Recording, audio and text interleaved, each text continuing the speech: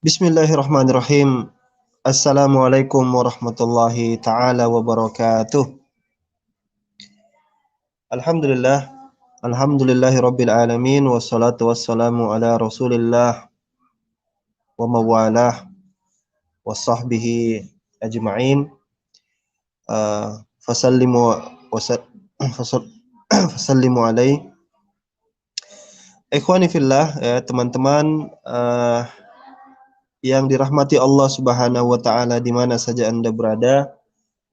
Ana tahiyyatukum bi tahiyyatil Islam, ya. Saya beri salam kepada kalian dengan uh, salam daripada Islam, yaitu assalamualaikum, dengan harapan agar teman-teman semua mendapatkan keselamatan dan rahmat dari Allah Subhanahu wa taala.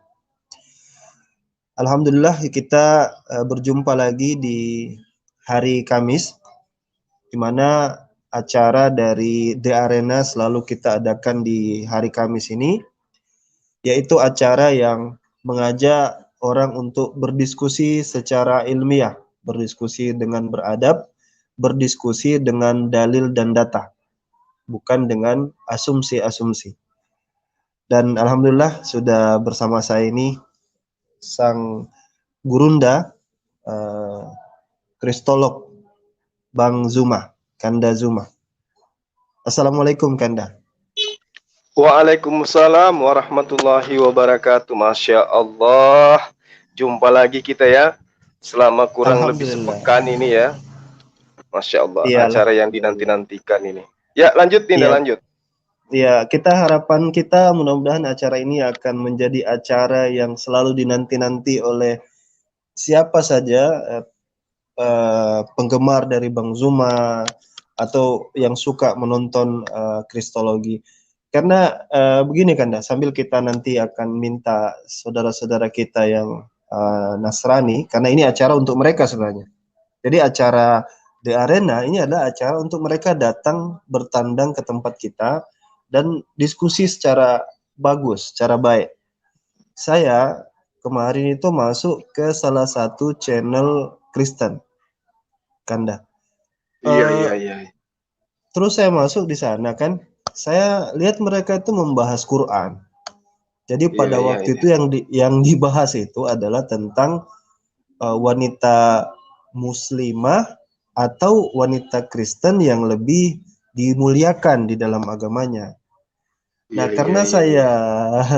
karena saya ini merasa kurang fair kalau mereka misalnya dialog terus memframing Islam dengan cara yang seperti itu, dengan cara menjelek-jelekkan Islam seperti itu, ya, dengan cara hanya cherry picking, ya, mengambil satu dalil lalu kemudian menjelaskan seenaknya. Jadi saya Iya. masuk, terus saya bilang, kebetulan yang menyampaikan itu Ibu siapa ya, Ibu Fadilah, Ibu Farida apa Ibu Fadilah, saya kurang jelas. Saya tawari, saya bilang alangkah baiknya kalau kita berdua diskusi di mana, gitu, supaya ada keseimbangan, biar orang-orang tidak merasa ini adalah sebuah fitnah. Ya, saya sarankan begitu, yang rupa-rupanya ternyata dia tidak mau lakukan. Jadi dia tidak mau diskusi sama saya. Dia bilang sama saya, terserah kamu mau katakan saya takut atau apa, yang jelas saya tidak mau diskusi sama kamu. Nah, ini kan menurut saya agak aneh Kanda ya. Artinya Iya. pandai kalau bicara sendiri, tapi kalau ketika diajak, ayo kita buktikan apa yang kamu omongkan itu, mundur rapi, dia mundur cantik. Ya, kalau menurut kita bagaimana Kanda? Fenomena itu kan sedang terjadi sekarang di channel-channel apologet Kristen. Iya, Masya Allah. Jadi gini, Dinda. Dulu sebelum Adinda lahir, waktu itu kayaknya masa kakek kita lah, ya. Itu masa di mana internet itu tidak ada. Jadi tidak ada kemudian orang bisa memahami apa yang terjadi di luar sana. Jarak 1 kilo dari kita itu kita sudah susah untuk mencari informasi, kecuali lewat koran atau belakangan juga baru ada televisi. Dulu itu mereka gencar sekali melakukan gerakan kristenisasi. tidak terbaca, tidak terdeteksi. Dan zaman itu belum ada kristolog. Belum ada dari generasi Islam ini yang mencoba untuk melakukan counter terhadap pemahaman-pemahaman keliru yang mereka sampaikan kepada umat Islam yang awam, yang menjadi target mereka. Tapi saat sekarang mereka kewalahan. Makanya mereka itu lebih senang membahas Islam secara monolog atau internalnya mereka. Mereka tidak berani membahas Islam dengan membawa pemahaman mereka, lalu kemudian kita adu argumen berdasarkan kaidah pemahaman terhadap ilmu-ilmu Islam. Itu nggak bisa dia. Makanya ketika kita ajak, ayo kita berdialog. Apa yang Anda tanya tentang Quran? Ya, apa yang Anda pertahankan pemahaman Anda terhadap Al-Quran yang melahirkan sebuah penilaian itu berdasarkan ilmu apa yang Anda pakai. Mereka tidak akan pernah bisa mampu untuk adu keilmuan di situ. Nah, contoh misalnya, tadi pagi saya berdialog dengan saudara yang bernama siapa gitu, saya lupa namanya. Itu berdialog, dia mengatakan bahwa dia mengatakan bahwa pencipta alam semesta itu tidak pernah menjadi mayat. Nah, lalu dia katakan Yesus itu bukan Tuhan, tetapi dia adalah firman yang menjadi Tuhan. Ketika ditanya, kalau firman itu menjadi manusia, maka pertanyaannya kemudian, apakah firman itu pencipta alam semesta? Dia katakan iya. Nah, berarti kalau firman adalah pencipta alam semesta, kemudian dia nusul menjadi manusia, berarti pencipta alam semesta pernah menjadi mayat. Bingung dia, bingung. Karena kenapa dia bingung? Karena poin yang sering kita suarakan itu adalah orang Islam yang menyiapkan waktu untuk berdialog dengan Kristen, siap-siap saja dijadikan sebagai manusia yang meninggalkan akal dan logika. Karena kita ketika berdebat dengan teman Kristen, kita harus meninggalkan akal dan logika kalau kita ikut arusnya mereka. Sedangkan Al-Quran ketika kita membahasnya, maka yang harus dikedepankan itu adalah akal. Nah, inilah yang menjadi momok bagi mereka. Ini sederhana sekali. Tadi sekitar pukul 8 sampai jam 9 saya dialog dengan salah satu pendebat ya. Mungkin Adinda tahu kalau Adinda itu sudah pernah ribut dengan Heru Sutomo, kemudian Remason atau Rematos, kemudian pernah ribut dengan Duladi Samarinda, pernah ribut dengan Alisina dan seterusnya, itu pasti tahu orang ini. Namanya Rematos. Ya, jadi dia itu penghujat. Dia penghujat kelas berat di Facebook. Dia tanya ke saya gitu loh. Kata dia, menurut Al-Maidah ayat 101, Allah Subhanahu wa taala itu sangat takut ditanyai, katanya. Tuhannya umat Islam itu paling takut ditanyai. Makanya dia mengatakan, janganlah engkau bertanya kepada Rasulmu, kepada Nabimu, sesuatu yang akan memberatkan kamu. Poinnya adalah, Tuhannya umat Islam takut ditanyai, kata dia. Nah, saya jelaskan. Tapi dia telah selalu mengkanter dengan mengatakan apa? Ini secara prinsip, katanya. Secara perspektif umum, bahwa Tuhan Anda itu seperti itu adanya. Takut ditanyai. Nah, saya jelaskan. Seperti ini, asbabun nuzulnya ada. Bagaimana kemudian orang-orang pada masa itu pertanyaannya menjadi sebuah olok-olokan bagi Islam, bagi Rasulullah dan seterusnya, bagi Allah dan seterusnya. Tapi dia tidak mau tahu. Itu menurut disiplin ilmu Islam katanya. Tapi ini saya mengkajinya melalui perspektif pemahaman umum, berarti logika. Nah, ketika dia menghantam ajaran Islam dengan pemahaman dia terhadap dalil-dalil yang adalah terjemahan, dia katakan, Suma kamu mempersalahkan Departemen Agama karena kamu menghujat terjemah. Saya katakan, bukan terjemah yang salah. Terjemah itu kemungkinan besar 100% benar. Karena itu hanya pemahaman terhadap dalil dalam Al-Quran yang menggunakan bahasa Arab, kemudian ditranslate ke dalam bahasa Indonesia. Nah, proses itu mungkin saja terjadi kesalahan. Tetapi, saya tidak pernah menyalah-nyalahkan terjemah. Yang saya salahkan adalah Anda yang memahami terjemah tanpa disiplin ilmu. Memahaminya berdasarkan atas pemahaman pribadi. Artinya persepsi umum yang Anda gunakan. Logika Anda sendiri. Artinya ketika Anda berhadapan dengan ayat suci Al-Quran, Anda mengkajinya dengan akal. Oke, saya ingin coba akal Anda. Aku bilang gitu sama dia. Apakah Tuhan pencipta alam semesta itu pernah menjadi mayat? Coba Anda jawab secara logika. Oh, dia berjam-jam itu mutar, menghindari pertanyaan. Yang dia jawab, iman Kristen tidak mengajarkan itu. Saya tanya, saya tidak membahas iman Kristen. Saya bertanya tentang logikamu. Yang kamu jadikan standar menilai ayat suci Al-Quran. Ya, begitu dijawab, iman Kristen itu tidak membahas tentang pencipta alam semesta menjadi manusia. Iman Kristen itu membahas tentang firman telah menjadi manusia. Saya katakan lagi, saya bertanya bukan tentang iman Kristen. Saya bertanya tentang logikamu. Kamu sedang tidak mewakili Kristen.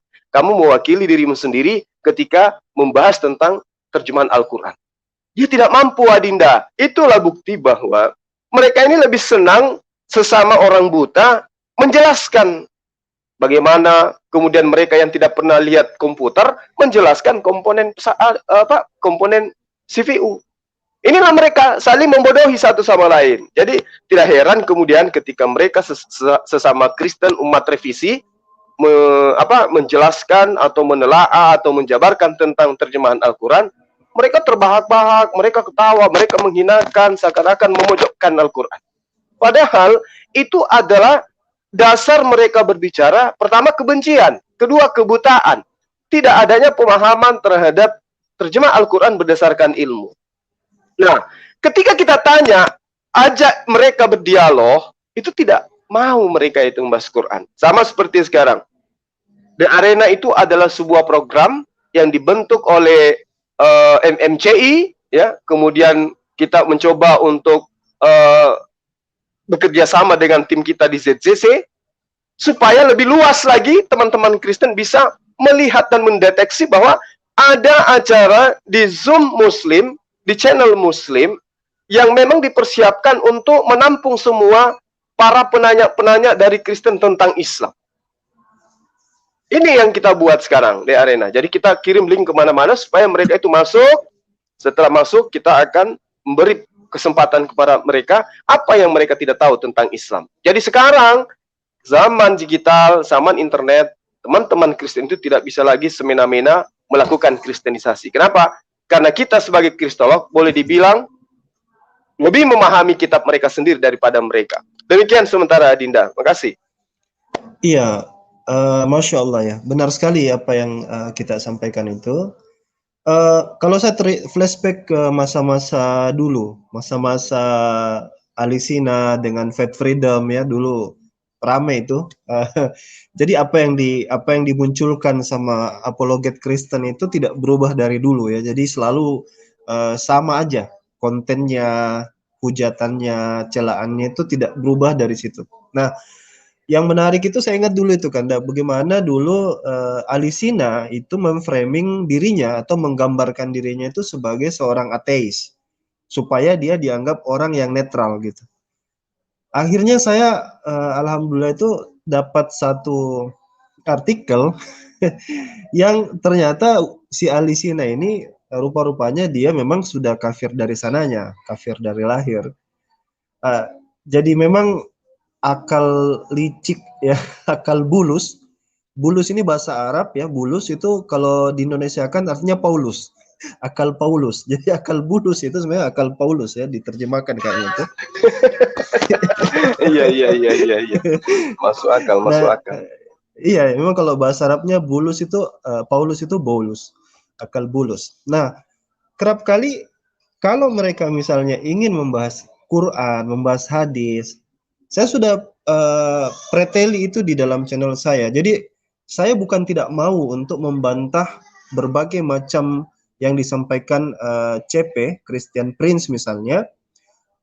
Saya bantah itu sekedarnya aja. Saya target 100 tapi yang terrealisasi cuma sekitar 20 lebih.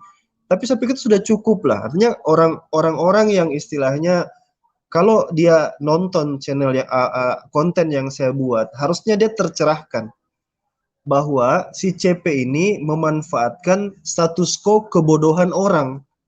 Jadi ibarat kayak kamu itu orang dari kampung, orang dari desa, dapat SMS, "Nak, tolong kirim mama pulsa."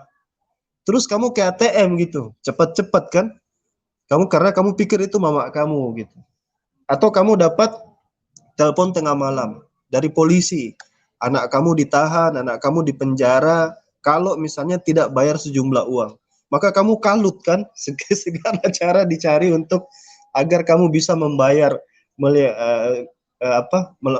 membayar uang kepada orang tersebut. Nah, ini kan yang bisa dibodohi begini adalah mereka-mereka yang memang tidak punya ilmu. Sekarang ini momen yang tepat ya, daripada teman-teman apologet Kristen ngumpul di roomnya, ketawa-ketawa sendiri, ngumpul bicara sendiri, ketawa sendiri. Orang yang bicara sendiri, ketawa sendiri itu kan agak sedikit dengan ODGJ. Bedanya tipis. Jadi bawa itu ke ranah sini, kita diskusikan apa sih yang sebenarnya kamu komplainkan, apa sih sebenarnya yang ingin kamu tuduhkan. Kalau misalnya saya sebutkan Kanda kalau di Arab itu, di Barat itu, di Barat dan di Arab. Kalau di Barat kan kumpulan-kumpulan apologet Kristen kan kita tahu ya. Ada di sana taruhlah misalnya Sam Shamoun, lalu ada Jay Smith, lalu ada David Wood dan beberapa gerombolan yang lain. Kalau di Arab ada juga, ada Zakaria Butros, ada Rashid di sana, ada siapa lagi Rob Christian misalnya. Ada beberapa orang-orang dan itu kalau misalkan orang itu lihat, itu sebenarnya di Barat itu terjadi diskusi, di Arab juga terjadi diskusi. Jadi ini barang sudah sering kali didiskusikan. Tapi yang saya lihat kapasitas dari saudara-saudara kita Kristiani yang membahas ini, mereka itu jatuhnya kepada orang, betul kata kita tadi, Kanda, mereka itu seperti orang buta menuntun orang buta. Tidak ada kemampuan mereka, tapi mereka ingin mengajarkan itu. Jadi mereka itu seperti kumpulan orang yang ingin hanya mendengar apa yang ingin mereka dengar. Karena mereka benci Islam, mereka ingin Islam itu jelek, ya sudah mereka cari apa yang bisa membuat jelek dan menyenangkan hati mereka. Dicarilah dalil ini, agar semata-mata memuaskan syahwat kebencian mereka. Ya mungkin seperti itu, Kanda. Alangkah baiknya mungkin kita coba untuk naikkan satu persatu ya. Standby di admin mungkin apakah sudah ada yang masuk? Tolong dinaikkan satu kalau sudah ada. Oke. Ya, mungkin silakan ya. Ini selamat datang di The Arena. Sebutkan nama, agamanya apa, dan silakan apa preposisi yang Anda ingin sampaikan. Silakan.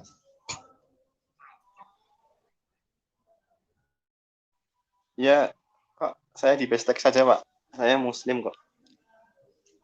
Oke, belum ada yang non-Muslim? Admin? Kalau belum ada yang non-Muslim, kita naikkan dulu yang Muslim, nggak apa-apa.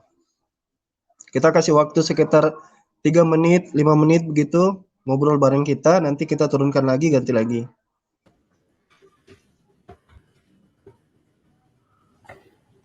Ini ada debaters.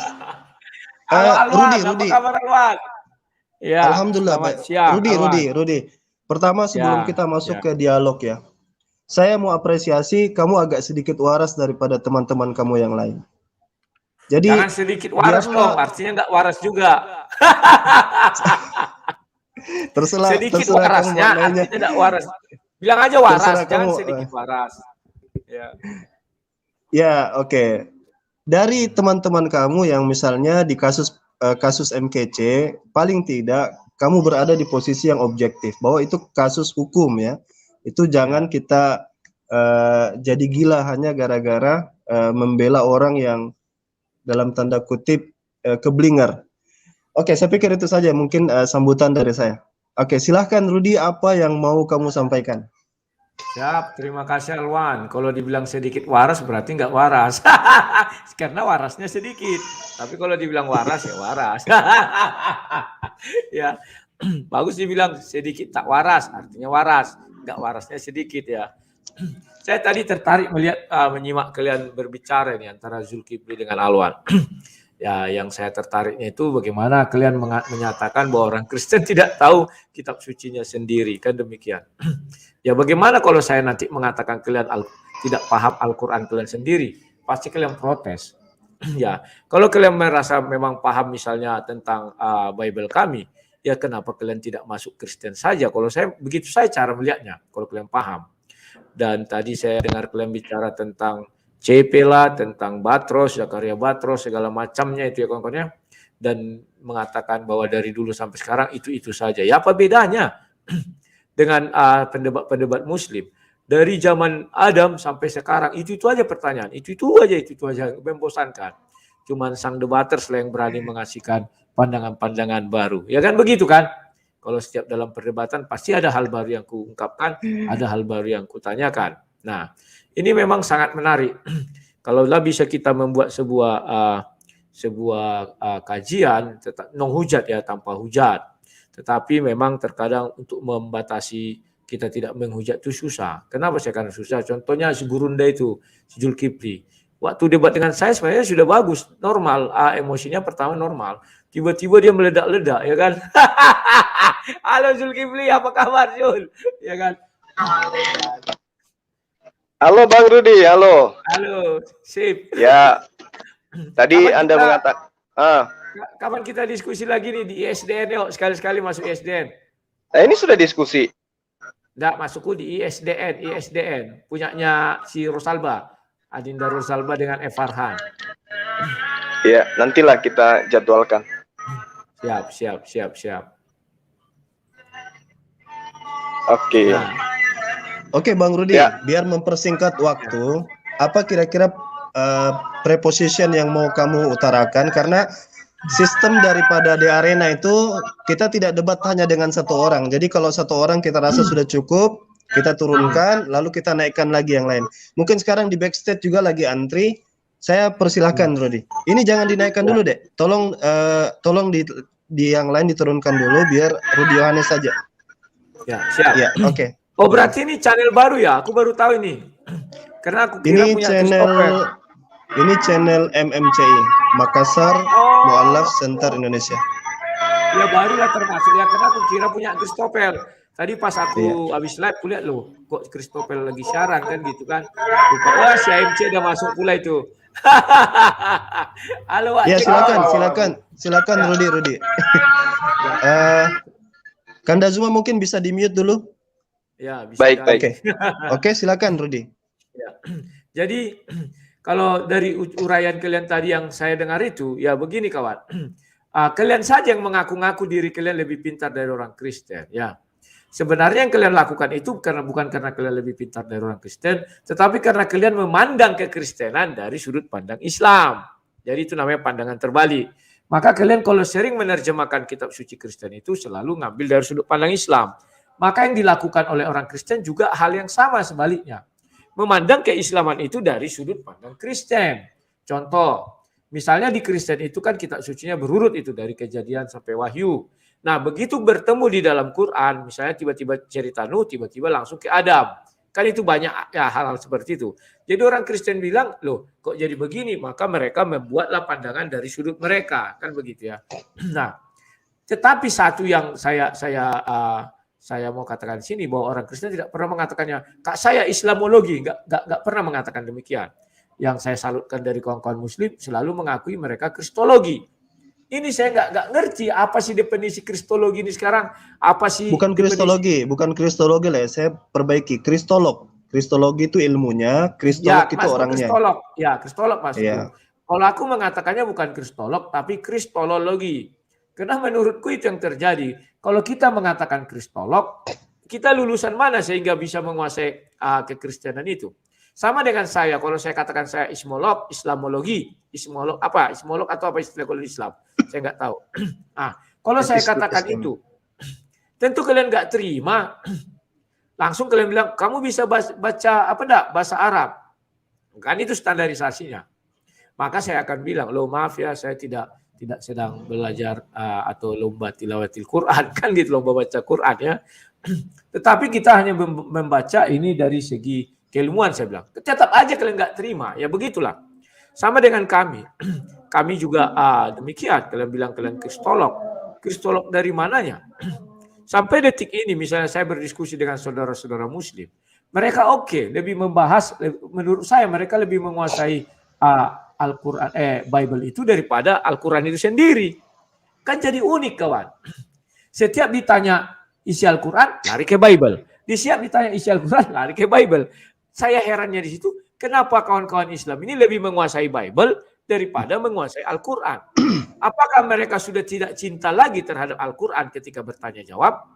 Mereka hanya cinta sama Al-Quran ketika membaca atau sedang mengaji. Di luar itu mereka nggak cinta. Oke, Kenapa mungkin sih? bisa lebih diperingkas lagi Rudi dan poinnya disampaikan biar jelas. Siap. Ya itulah poin Apa saya. sebenarnya ya? Poin Baik, saya saya itu. jawab. Ya, silakan. Iya. Oke. Oke. Jadi ketika saudara Rudi berkata bahwa kenapa ketika kita bertanya tentang Al-Quran, ya teman-teman Islam itu selalu malah larinya ke Bible, ya. Jawabannya sederhana. Karena kalau kita menjawabnya dengan Al-Quran, kalian tidak paham Al-Quran.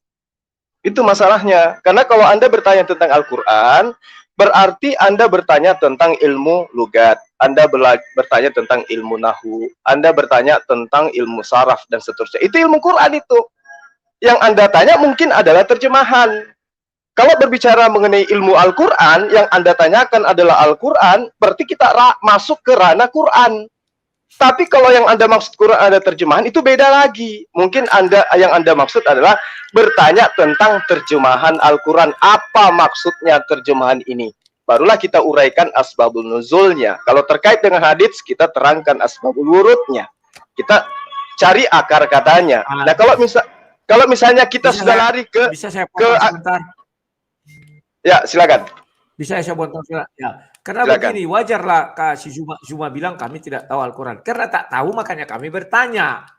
Makanya karena kami tidak tahu, ya jelaskanlah dari Al-Quran biar kami tahu. Jadi kami ragu.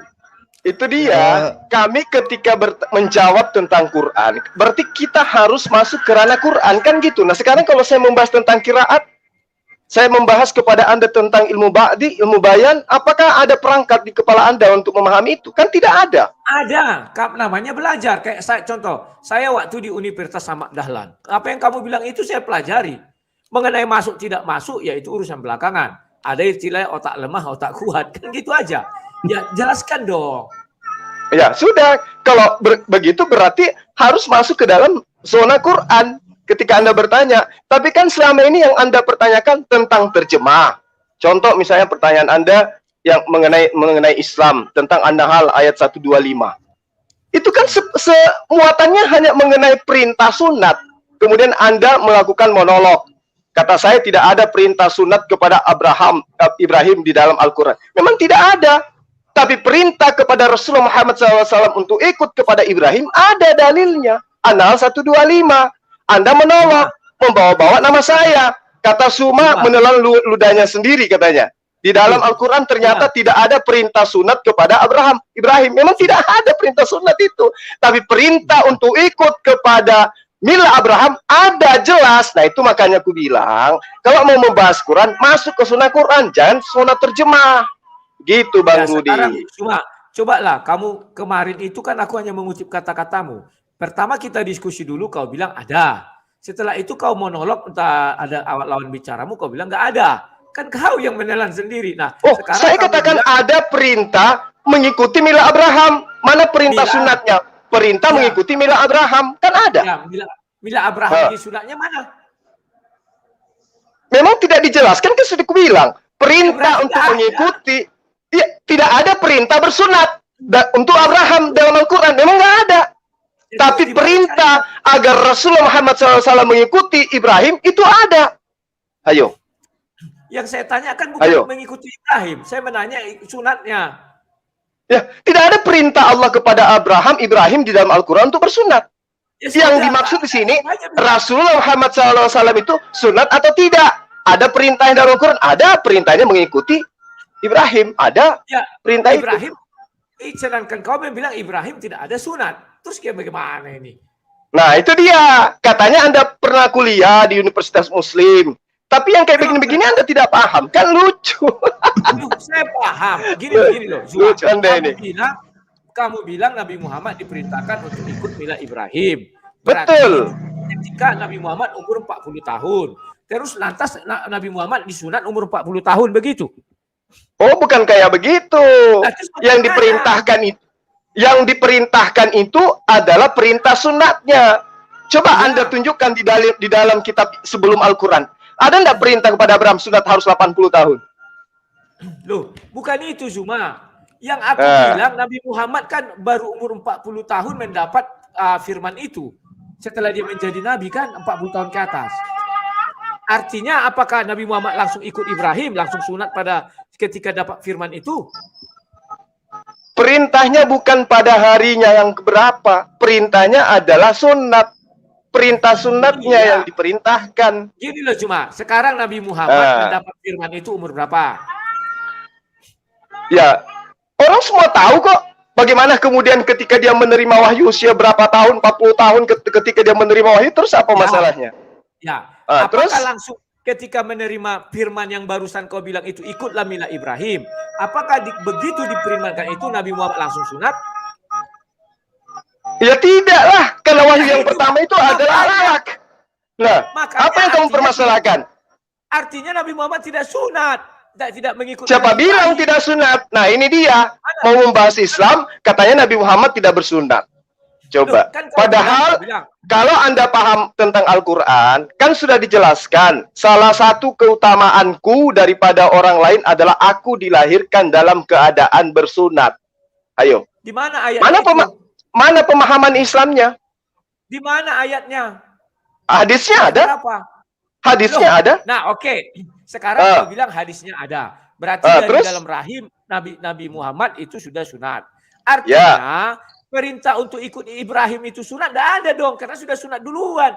Gimana sih? Lah, itu salah satu perintah. Anda kan tanya, mana bukti Rasulullah Muhammad SAW itu sunat? Bahkan ada pertanyaan, dari mana umat Islam itu bersunat? Kan gitu. Ya. Nah, ternyata memang sudah dinubuatkan bahwa semua keturunan Abraham itu diperintahkan untuk bersunat. Ya. Nah, turun Al-Quran agar Rasulullah Muhammad SAW itu mengikuti ajaran Ibrahim. Salah satu ajarannya itu adalah sunat, kan demikian? Betul. Salah satu ajarannya adalah sunat. Ketika Nabi Muhammad menerima itu, maka dia harus mengikuti ajaran itu, yakni dengan melakukan sunat, kan demikian? Terus harus disunat lagi gitu? Ya memang belum disunat, gimana sih? Harus disunat. Tadi kan hadisnya saya kan sudah katakan, hadisnya jelas. Salah satu keutamaanku adalah aku dilahirkan dalam keadaan berkhitan, tidak ada kulubnya. Mungkin Bang Juma. Itu loh. Apa sekarang?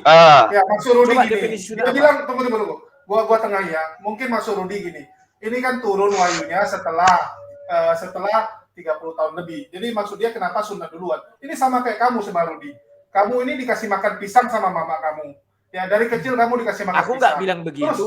Tunggu. Waktu kamu udah besar. Tunggu tenang. Jadi waktu kamu udah besar, mama kamu pertegas, memang bangsa kita ini, bangsa monyet, kita makan pisang.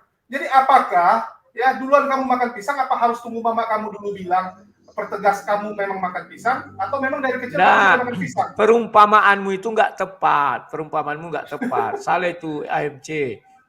Jadi, biar penonton yang menilai. Sekarang definisi sunat itu apa, Zulkifli? Silakan. Begini, minta maaf Kanda. Jadi karena kalau kita debat lalu kita tidak mensepakati peraturan kita sejak awal, nanti ini akan melebar kemana-mana dan memakan waktu. Kasihan yang di backstage.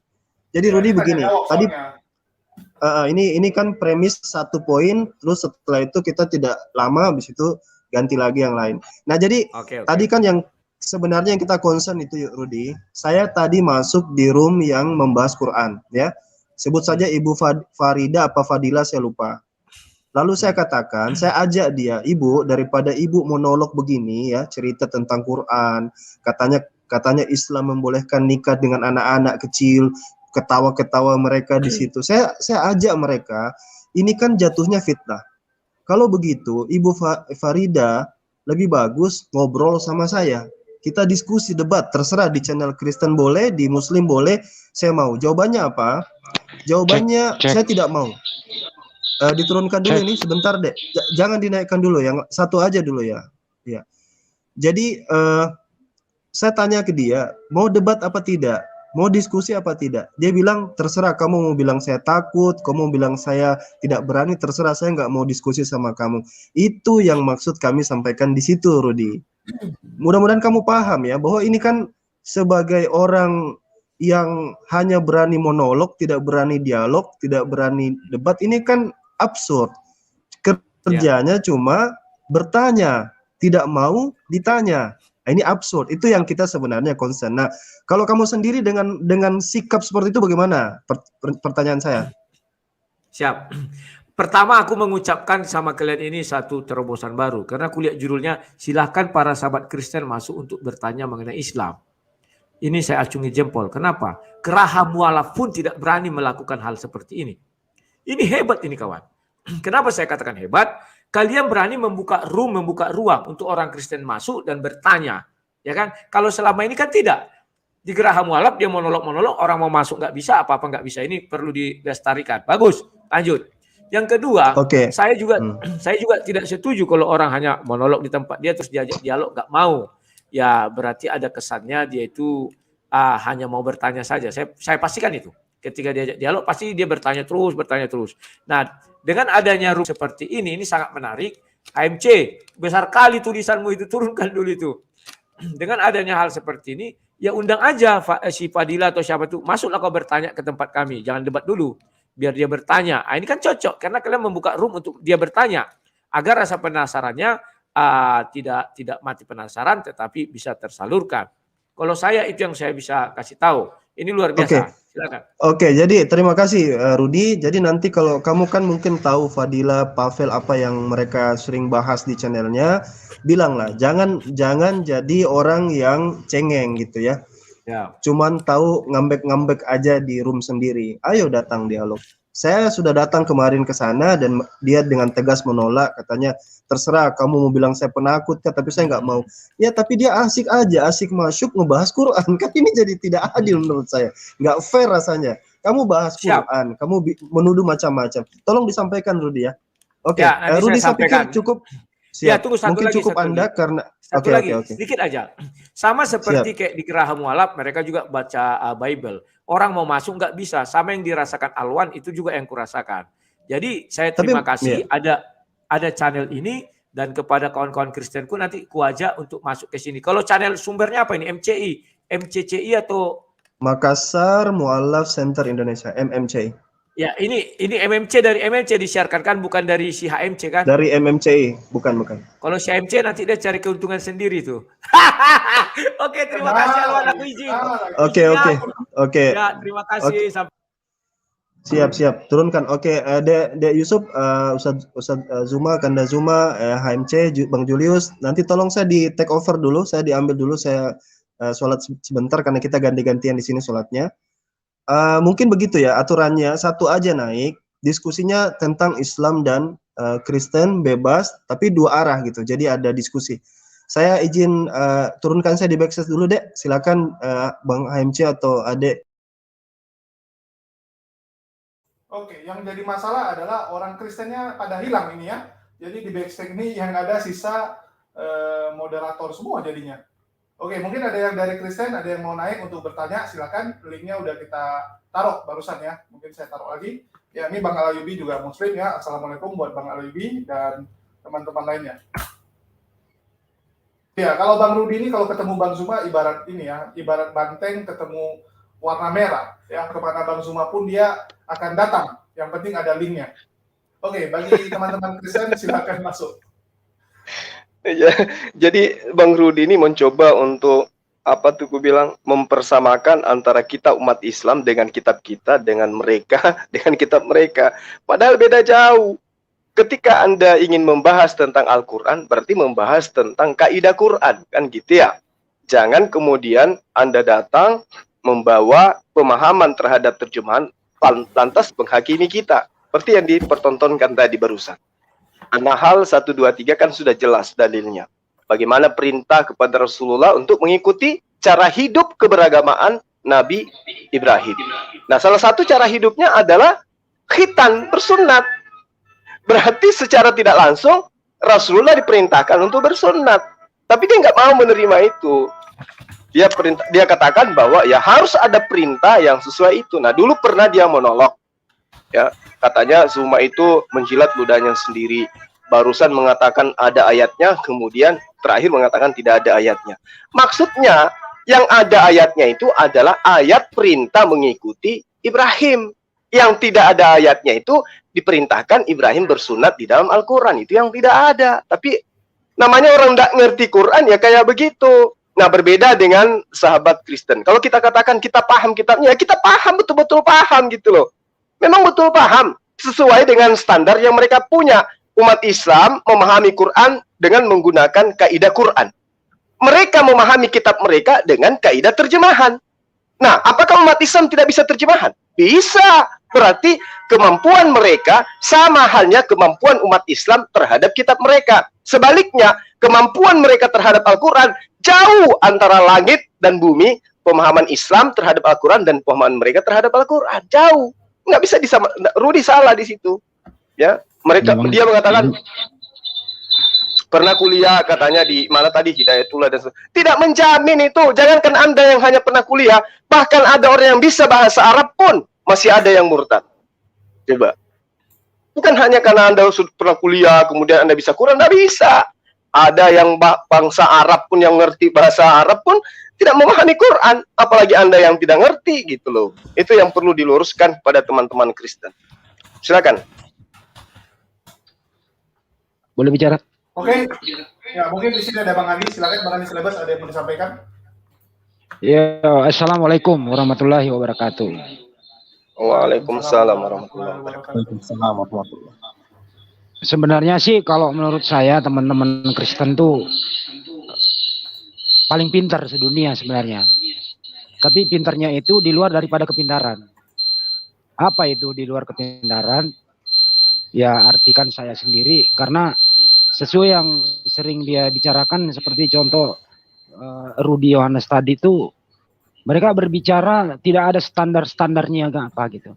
Kalah sama motor. Kalau motor ada standar 1, standar 2. Kalau dia pakai standar apa? Kalau dia berbicara tentang Al-Quran tentu pakai standar Al-Quran. Nah kalau kita Muslim gampang kok. Bible itu standarnya apa sih? Ya standar bahasa Indonesia gitu. Ya mudah untuk dikalahkan dan mudah untuk dipahami gitu. Saya masih ingat di suatu forum Rudi Yohanes mengusir saya karena sudah nggak bisa berbuat apa-apa. HMC ada saksinya di sini karena tersudut dengan standar yang dia pakai gitu ya. Bagaimana HMC masih ingat kasus itu saya diusir gitu sama dia? Ya masih ingat kan itu tempat saya Bang. So, habis itu saya buatin tema khusus kan walabu emosi ya, emosi. Dia suruh ngusir Bang Andi ya. Dia suruh saya ngusir Bang Andi. Ya itulah. Jadi makanya kalau seperti Bang Rudi itu kita kayak Bang Juma sebenarnya itu nggak sekelas sama Rudi Yohanes itu. Buang-buang waktu sebenarnya. Ya kasihlah kepada kita orang ini lah yang menghadapi orang kayak gitu. Atau kalau enggak minimal menghadapi Bang Rudi itu nggak usah makan siang 2 hari 2 malam dulu. Biar turun tensi dulu. Itu artinya biar ilmu ke kelas 3 SD dulu melawan dia gitu. Biar nyambung. Begitu Bang Juma. Karena menghadapi orang yang nggak punya ilmu apa lagi gitu loh. Iya. Enggak, lanjut. Jadi yang dia tidak sadari itu adalah mereka mendudukkan terjemahan Al-Quran itu selevel dengan terjemahan dengan kitab mereka. Padahal terjemahan Al-Quran itu harus ditelaah berasalkan daripada asal muasalnya itu sendiri. Tidak bisa ketika dikatakan ikutilah agama Ibrahim yang lurus dan dia bukanlah termasuk orang yang musyrik. Tidak bisa kemudian, oh memang Abraham itu punya agama, apa nama agamanya? Nah tuh, itu kalau terjemah yang kita jadikan sebagai rujukan untuk kemudian memahami Al-Quran, memahami konsep Islam. Di situ tidak dikatakan din di dalam original teksnya. Tsumma auhayna ilaika anittabi'a millah. Bukan dinul, tapi millah. Artinya ketika terjemah mengatakan agama, harus kembali kepada original teksnya. Apa sih yang dimaksud di situ? Sehingga muncul pertanyaan, Islam atau Kristen atau Yudaism atau agama apa gitu yang ada pada masa itu. Nah, inilah kelemahan Bang Rudi, dia memahami Quran seenaknya saja berdasarkan apa yang dipahami tentang apa yang tertuang di terjemahan. Dari awal saya ketemu ini orang, dari awal dia selalu pretelin Al-Quran dengan menggunakan pemahaman pribadinya akan terjemahan. Itu kelemahannya di situ. Berbeda dengan kitabnya, memang terjemahan. Kayak mana lagi? Apa dasar pijakan untuk memahami? Seperti misalnya di Al-Quran. Bagaimana umat Islam memahami sebuah ayat? Itu harus berdasar dengan ilmu fiqh. Harus berkaitan dengan ilmu hadits. Harus ada ilmu wahbi. Harus ada nasib mansuk, asbabul nusul, fikhi, aqaid, dan seterusnya. Di kitabnya mereka nggak ada yang kayak begitu. Contoh misalnya, di dalam pengajaran kitabnya mereka, di Hosea, kitabnya Bani Israel, bab 13 ayat 9. Allah membinasakan Israel. Allah di sini siapa? Hasem, Yothefafe menurut orang Israel. Dia, Allah ini membinasakan orang Israel. Hosea 13 ayat 9. Nah, di dalam kitabnya Kristen, Lukas 19 ayat 47 diceritakan Yesus malah yang dibinasakan oleh Israel. Hosea, Israel dibinasakan oleh Allah. Lukas, Yesus dibinasakan oleh Israel. Rendah kedudukannya. Lalu apa pemahaman kemudian untuk meluruskan itu? Pemahamannya adalah asumsi cocokologi. Tidak ada dasar ilmu pijakan seperti kita. Ada kiraat, ada aqaib, ada asbabul nuzul, ada ba'di, ada bayan, ada ma'ani, dan seterusnya. Gak bisa. Ketika dikatakan Allah membinasakan Israel. Oke. Yesus dibinasakan Israel. Keok dong. Tangkis itu dengan menggunakan kaidah ilmu berdasarkan dengan Al-Quran. Bisa nggak? Tak bisa. Karena memang bahasanya beda, konsepnya beda, yang mengatakan juga beda. Satu kalamullah, firman Allah, yang satu perkataan manusia biasa. Begitu Bang Handi. Oke. Iya, betul. Tunggu Bang Handi. Ini lanjut. karena sesinya memang untuk pihak Kristen bertanya ya, kita kasih kesempatan lebih banyak ke pihak Kristen lah ya. Kalau sama Bang Handi kan udah sering lah sama Bang Zuma ngobrol. Oke, dari pihak Kristen udah ada belum? Ini ada agnostik, ada DG Tutu ya. Siapa yang Kristen nih? Halo. Agnostik kayaknya dia nih Kristen deh. Dia agnostik lah, namanya kan agnostik. Iya. Halo Oke, Kak Agnostik. Ya, silakan. Halo Kak Agnostik. Oh, dia nggak menjawab. Kayaknya kurang bahan dia. Mungkin jauh dari perangkat ya. Ini ada DG Tutu. DG Tutu ini Muslim atau dari agama lain? Halo DG Tutu. Beng Tutu itu ya orang Muslim lah. Oh, saya nggak tahu ini. Ya Mas, kami di Makassar. Kami di Makassar. Malah di Takalar. Assalamualaikum. Makassar, Daeng Takalar, apa kabar? Baji-baji Jaki. Oke, Bang Suma. Saya di Takalar, enggak ada Kristen di sini kalau di Takalar. Mantap. Ini untuk Takalar enggak ada itu. Enggak ada. Iya. Oke, Oke, salam sama saudara di sana, Deng. Oke, lanjut saja Bang Suma. Saya suka kalau kita yang lagi debat sama Kristen itu. Insya Allah. Baik, Deng. Salam sama keluarga di sana, Deng. Oke, sama-sama. Ayo, Abang Agnostik ini mau maju atau bagaimana? Soalnya masih ada yang mau ngantri. Assalamualaikum Bang Agnostik. Oh, Masya Allah, dia nggak menjawab. Kalau nggak ada, Adin Ananda Yusuf aja yang bertanya sama Bang Handi. Oh iya. Saya kan Islam, Pak. Ya nggak apa-apa. Orang aku naikkan gua.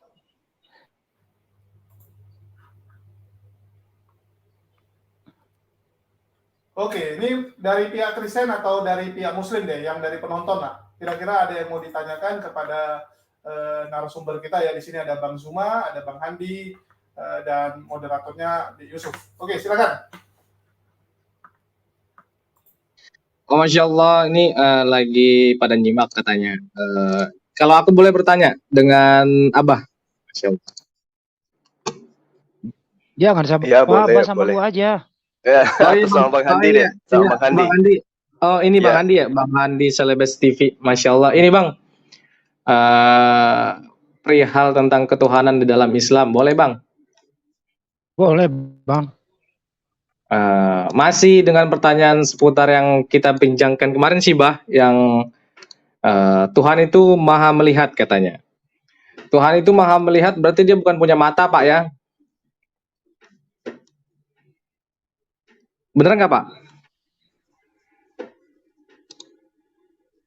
Halo? Oh, Masya Allah. Nggak ada jaringan ya? Tes, tes. Bang Handinya mana? Oh, Bang Handinya menghilang. Waduh. Oke. Mungkin karena Bang Handi menghilang, terus nih Bang Agnostik juga ada muncul kembali ya. Mungkin tadi jaringannya bermasalah. Udah bisa ngomong Bang Agnostik? Gagal Ya, bertanya suara saya. muncul. Ya, mungkin dari mic-nya diganti dulu Bang Agnostik kalau memang suaranya nggak muncul. Atau setelan mic-nya yang salah, atau memang mic-nya yang bermasalah ya. Ini dari handphone atau dari laptop? Ya, dia cuma tulis di private chat ya. Jadi kita nggak tahu maksudnya apa. Dan bagi teman-teman ya, teman-teman yang ingin memperdalam ilmu ya, memperdalam ilmu Islamnya, silakan bertanya, baik itu sebagai naik ke atas stick ya, sebagai narasumber atau untuk naik ke atas stick, atau mungkin dari live chat juga boleh ya. Ada yang ingin ditanyakan, biar kita sampaikan kepada gurunda kita, ada Bang Zuma di sini. Silakan bagi teman-teman yang ada di live chat. Oke, di sini udah ada Bang Bob juga ini ya. Halo, selamat siang. Shalom Bang Bob. Ini dari Kristen atau dari Islam?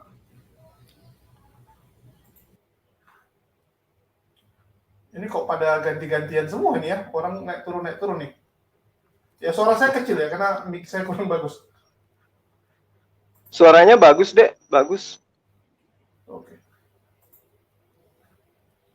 Ya, ini mana lagi orangnya? Ini agnostik belum bisa ngomong, terus ya kita kehilangan orang Kristen. Tadi ada yang Kristen, cuman gara-gara kelamaan tadi ya. Terus dia cabut. Tadi ada yang Kristen di live chat dia minta, di private chat dia minta bisa ngomong, tapi karena tadi ada Rudy duluan ya, sehingga menunggu waktu lumayan lama. Orangnya keburu cabut.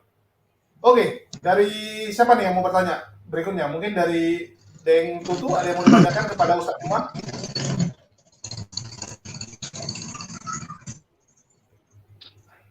Kalau Deng Tutu pertanyaannya berapa harga contoh di Makassar?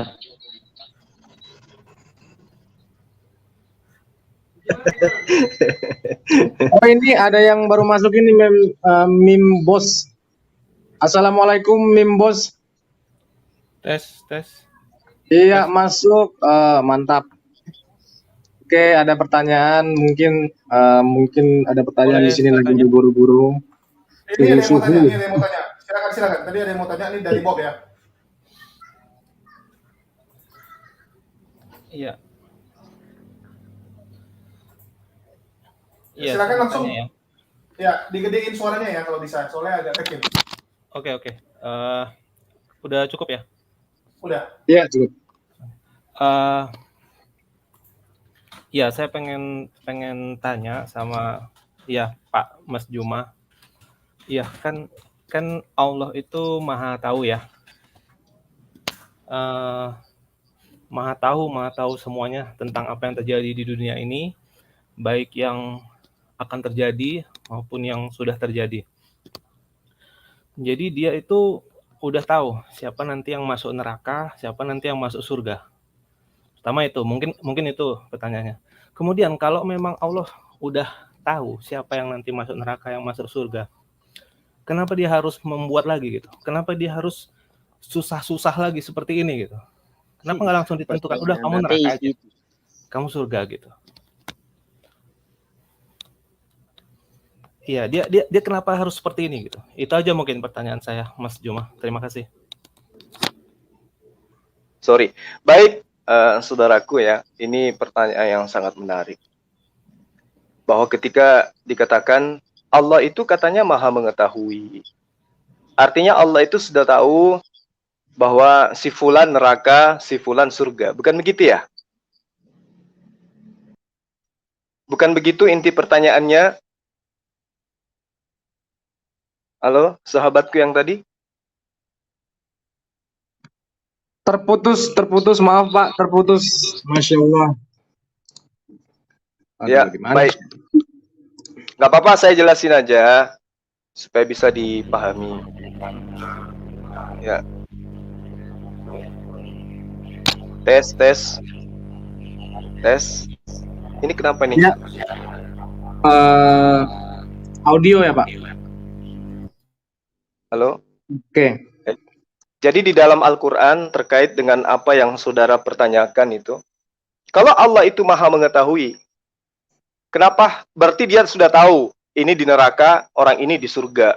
Kelak masa depannya orang ini seperti itu. Di dalam Al-Quran, Allah mengatakan bahwa alimul ghaibi wasyahadah. Ya. Jadi Allah itu maha mengetahui apa yang nampak dan apa yang tidak nampak, dan dikatakan bahwa Al-Kabirul Muta'allam. Jadi Allah itu ketika dikatakan Muta'al, Allah itu maha tinggi, lagi maha mengetahui hal-hal yang gaib. Itu jelas diterangkan dalam Al-Quran. Artinya bahwa ending daripada seseorang itu kelak Allah sudah tahu. Lalu kenapa kemudian harus diuji gitu loh? Kenapa harus diuji kemudian diketahui agar supaya orang itu neraka atau di surga? Padahal dia kan sudah tahu gitu. Si ini akan neraka, si ini akan ke surga. Nah, cari jawabnya sangat sederhana gini loh. Ketika misalnya Anda yang bertanya tadi masuk ke neraka, apa yang menyebabkan Anda masuk ke neraka? Karena Anda ingkar terhadap perintahnya. Ketika Anda masuk ke neraka, ada yang disebut pengadilan seadil-adilnya. Ya, pengadilan Allah, Qadir Rabbul Jalil, itu adalah pengadilan yang sangat adil, seadil-adilnya. Ketika Anda mengatakan, kenapa saya masuk neraka? Maka diperlihatkanlah dosa-dosa yang pernah Anda lakukan. Ini loh yang menyebabkan kamu masuk neraka. Diperlihatkanlah ketika di dunia kamu diperintahkan hidup kekal itu adalah hanya menyembah kepada Allah satu-satunya Tuhan yang benar dan mengimani Yesus sebagai utusan Allah.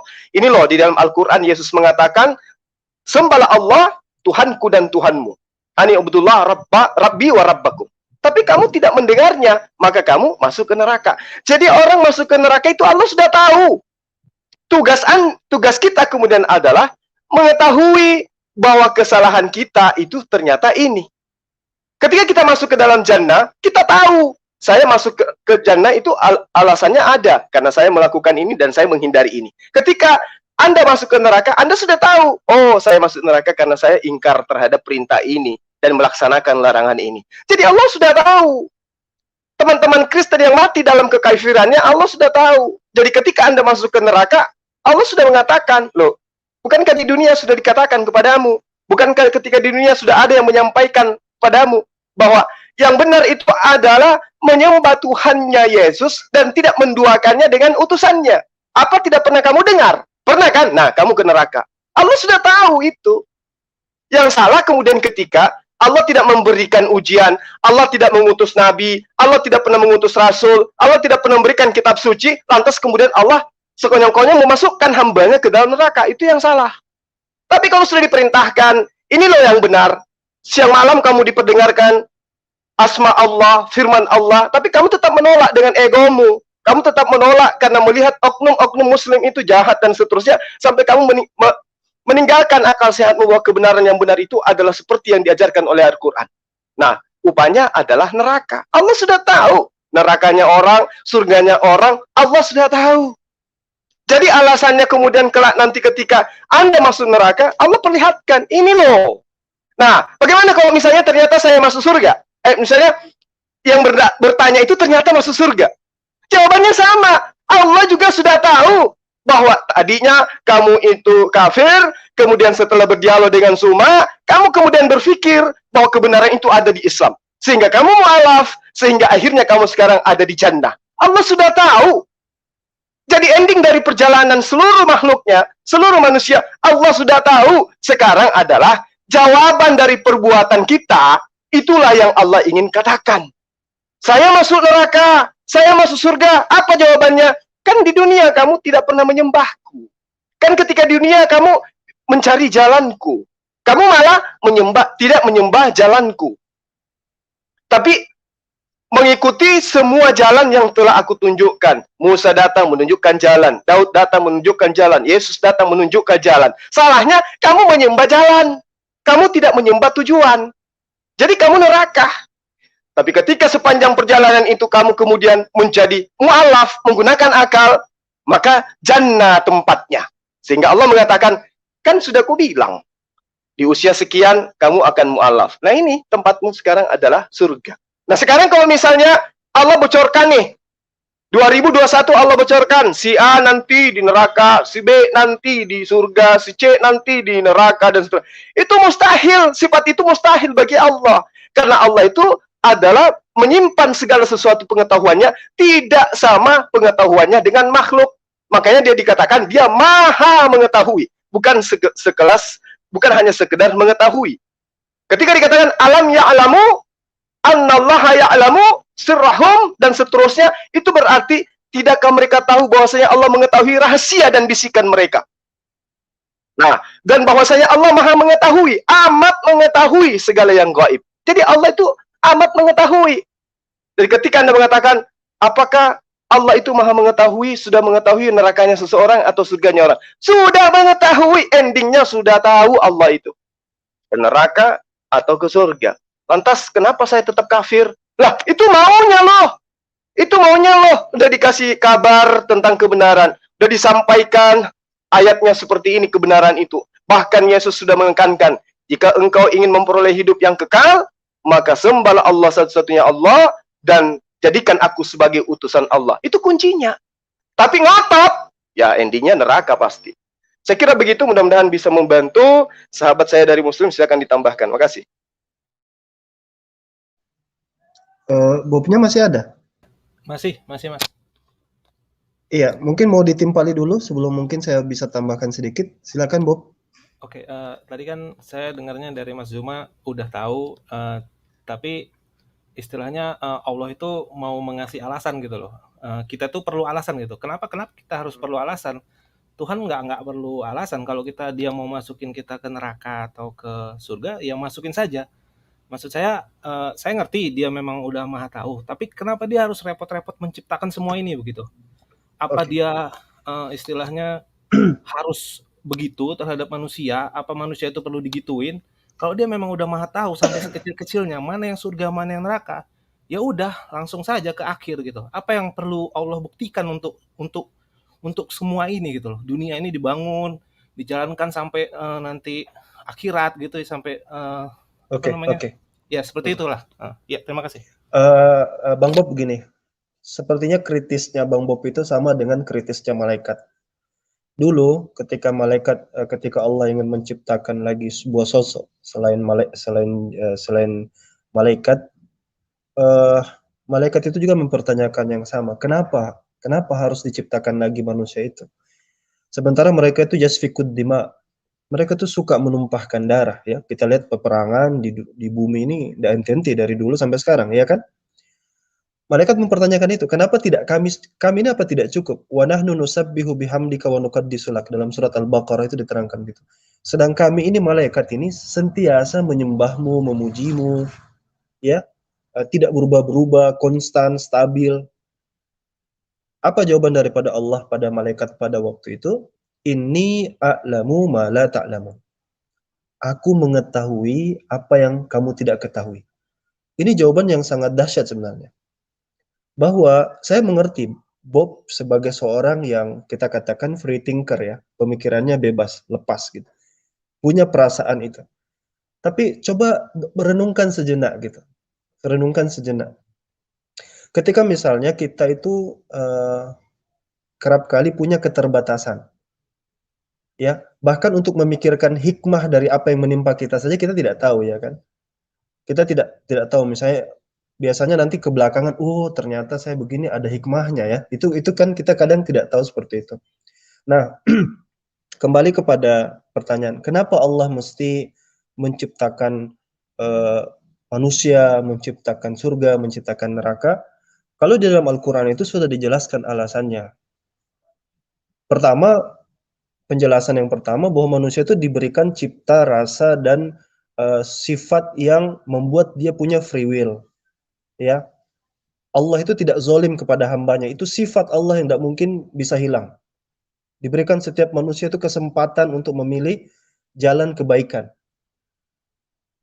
Untuk apa? Liya'lamanallahu alladhina shadaku wa liya'lamannallahu al-kadzibin. Agar Allah tahu pecinta sejati dan Allah tahu yang tidak pecinta sejati. Jadi hipotesanya itu mungkin ya, ini mungkin ya, wallahu alam. Kita muslim nggak berani memastikan kebenaran. Kita selalu mengatakan Allah yang lebih tahu kebenaran. Mungkin saja dengan dunia inilah Allah bisa tahu mana kekasihnya yang sebenarnya, mana pecintanya yang sebenarnya. Karena tidak mungkin kita bisa tahu mana orang yang betul-betul cinta kalau tidak dikasih ujian, kan? Semua bisa mengutarakan cinta kepada Laila, tapi hanya Majnun yang mencium tembok-tembok kota yang tempat ditinggali Laila. Hanya Majnun yang mampu merintangi segala rintangan-rintangan yang diberikan oleh Laila. Saya pikir itu mungkin, Mas Bob. Boleh lagi atau terus ke orang lain? Mungkin ditimpali sedikit. Nanti saya tanya dulu, admin ada enggak di backstage yang lain?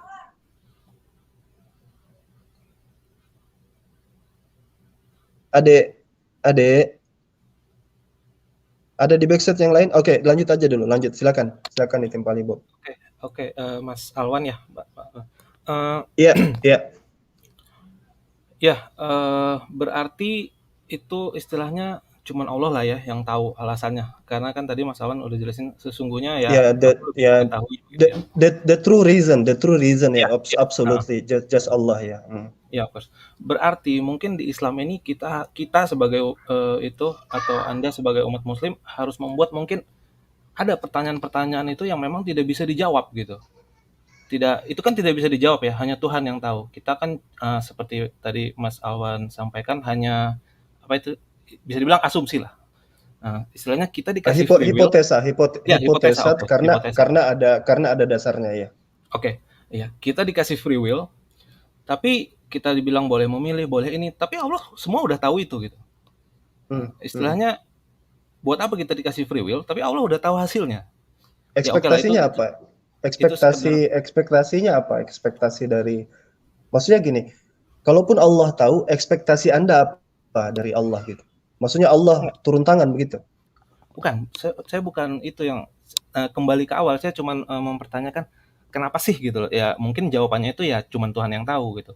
Bukan kenapa dia melakukan semua ini. Ini mungkin bagi kita yang manusia ini sangat repot kalau dipikirkan, teman bagi Allah mungkin tidak. Tapi kenapa dia mau melakukan semua ini? Begitu aja sih.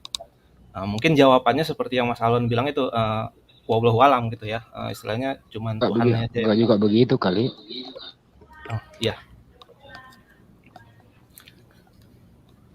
Ya, saya pikir ya tadi saya coba untuk menjelaskan pandangan daripada Quran, itu hipotesanya seperti itu.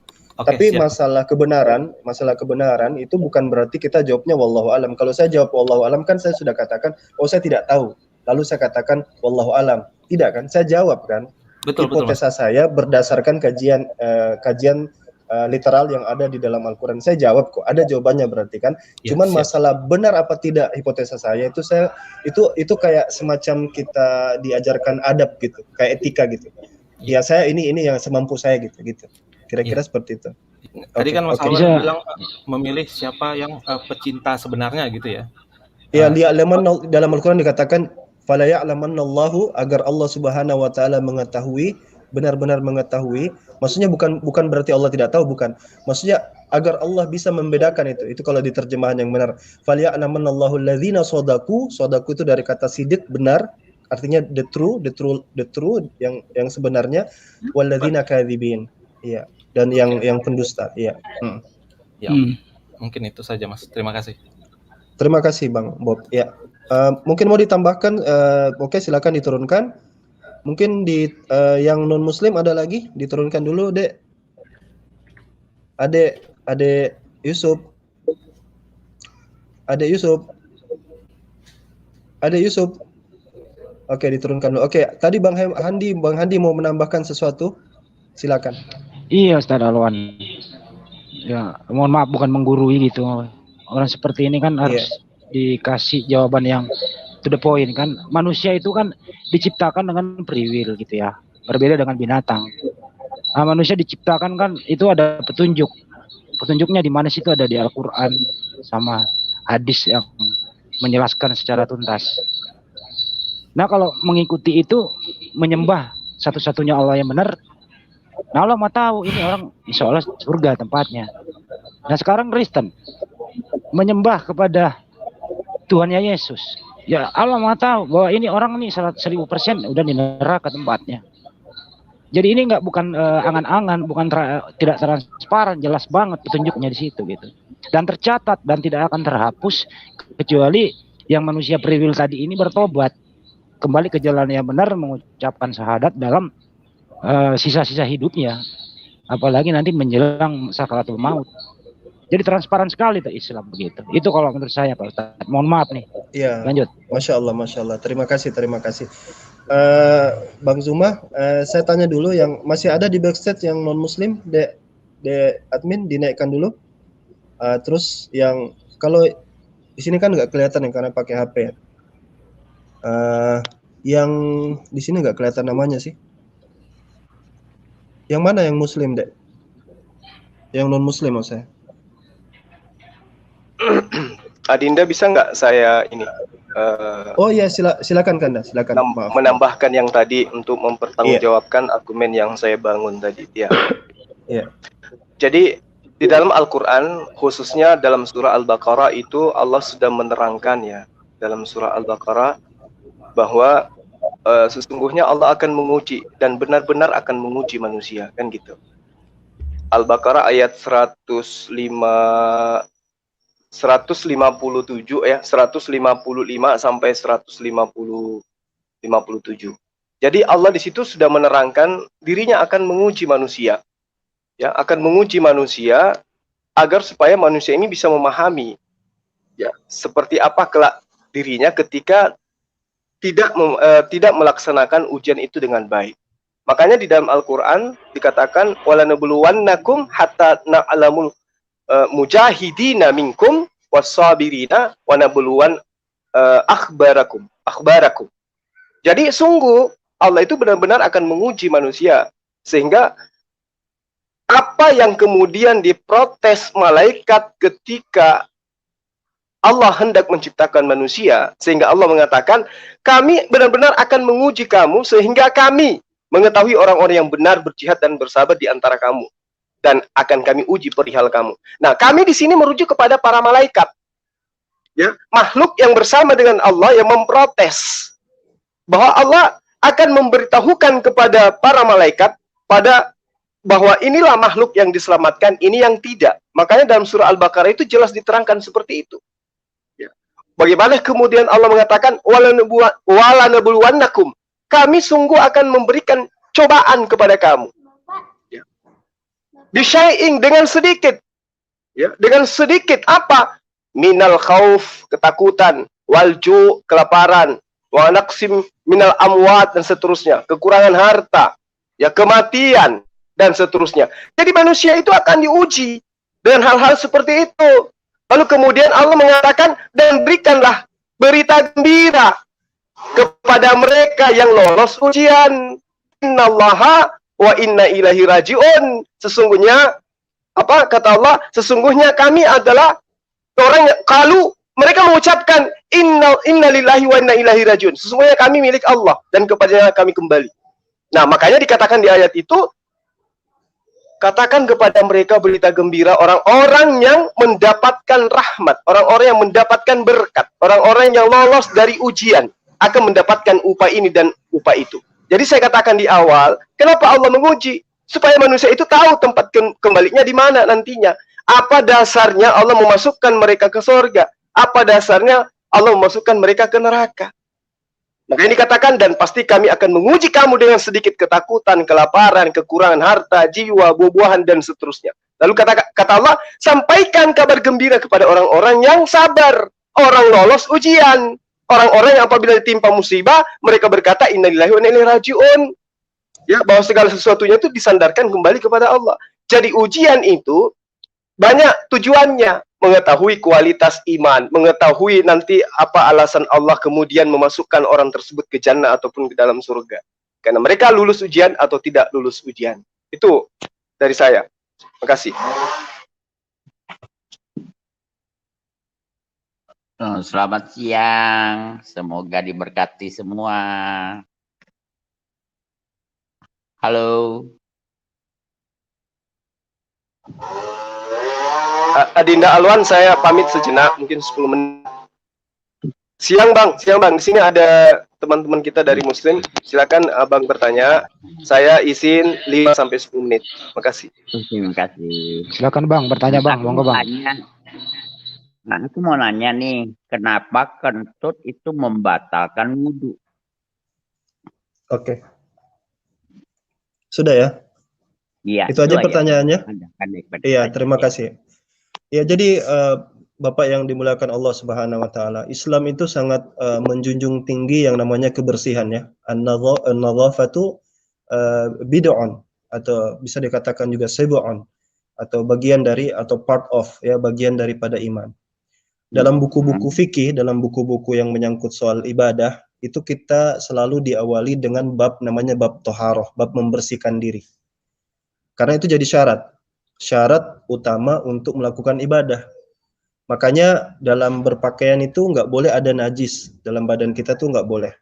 Misalnya ada kotoran ya di baju tai ayam, misalnya tuh nggak boleh ada. Lalu misalnya ada sesuatu yang bau misalnya, itu juga baiknya tidak boleh. Nah, kebersihan itu ditunjukkan justru dengan wudhu. Wudhu itu bagian dari membersihkan itu tadi. Ada wudhu, ada juga kita kenal kadang istilah mandi wajib ya. Kalau orang yang sudah selesai berhubungan, itu sholatnya batal kalau dia tidak mandi dulu, mandi wajib namanya.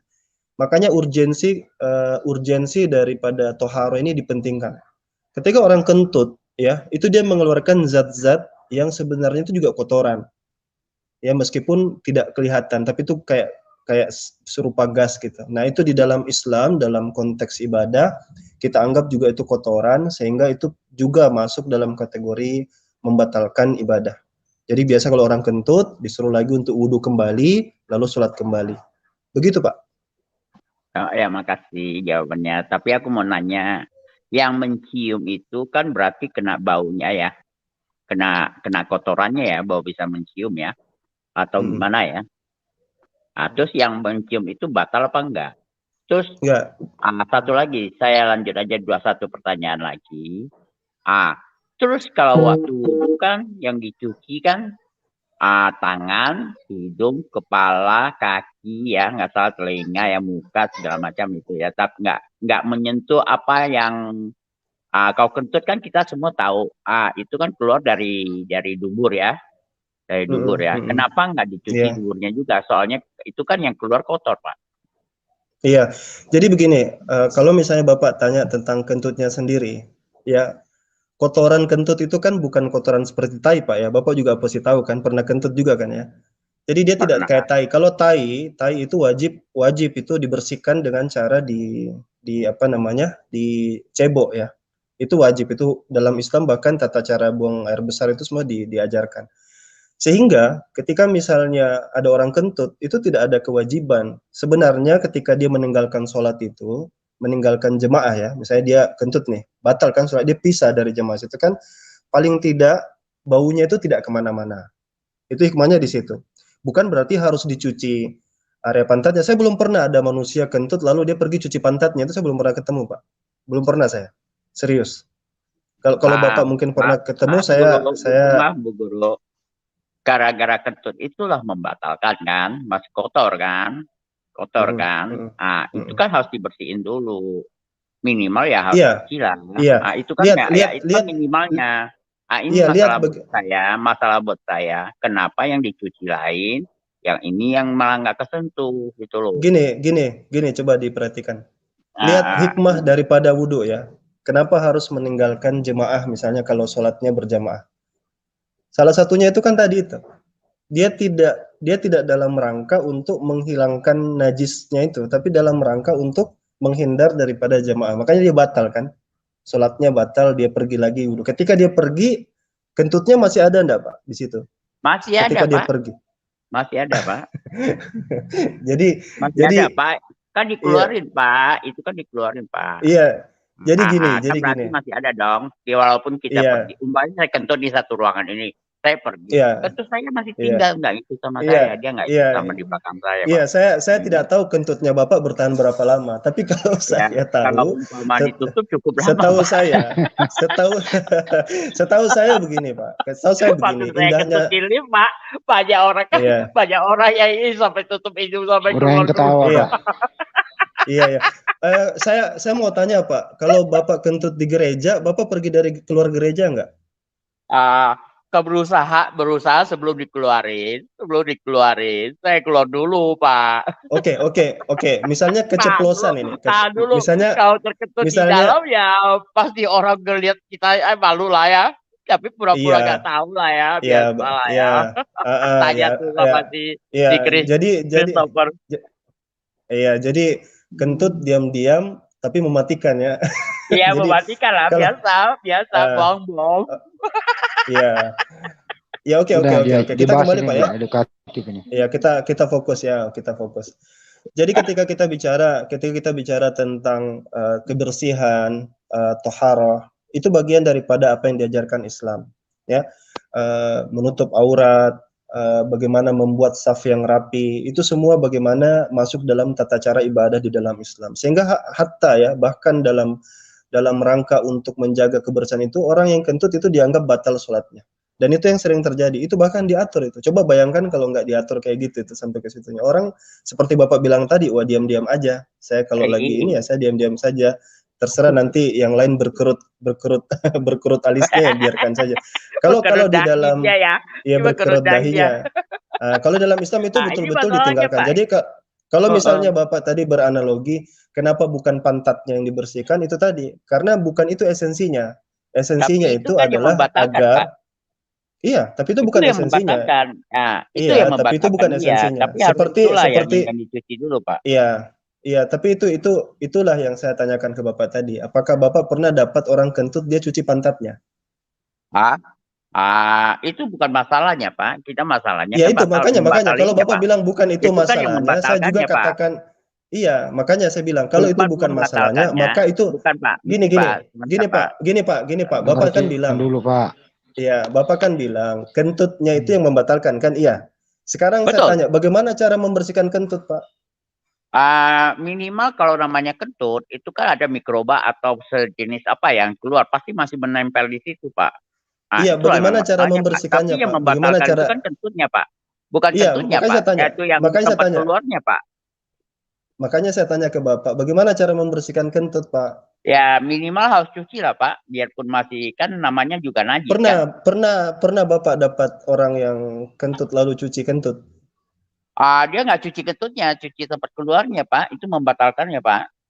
Enggak, saya tanya Bapak, pernah dapat orang yang ketika aku jawab, Pak. Oke, berarti itu tidak ada masalahnya ya? begini, Ada atau Pak. tidak? Masalahnya begini, Pak Guru. Jadi masalahnya begini. Tempat mengeluarkan itu berarti otomatis ada lah minimal ya, namanya ada ya. Makanya menjadikan batal. Maka tempat itulah yang harus kita bersihkan. Contohnya, badan kita kena tai, berarti kita harus mencuci tainya. Ya kan? Biarpun kita badan kita kena tai nih, contohnya nih. Saya tangkap Bapak ini agak kurang memahami apa yang saya sampaikan. Saya mau tanya Bapak dulu. Bisa bedakan kentut dengan buang air besar? Bisa?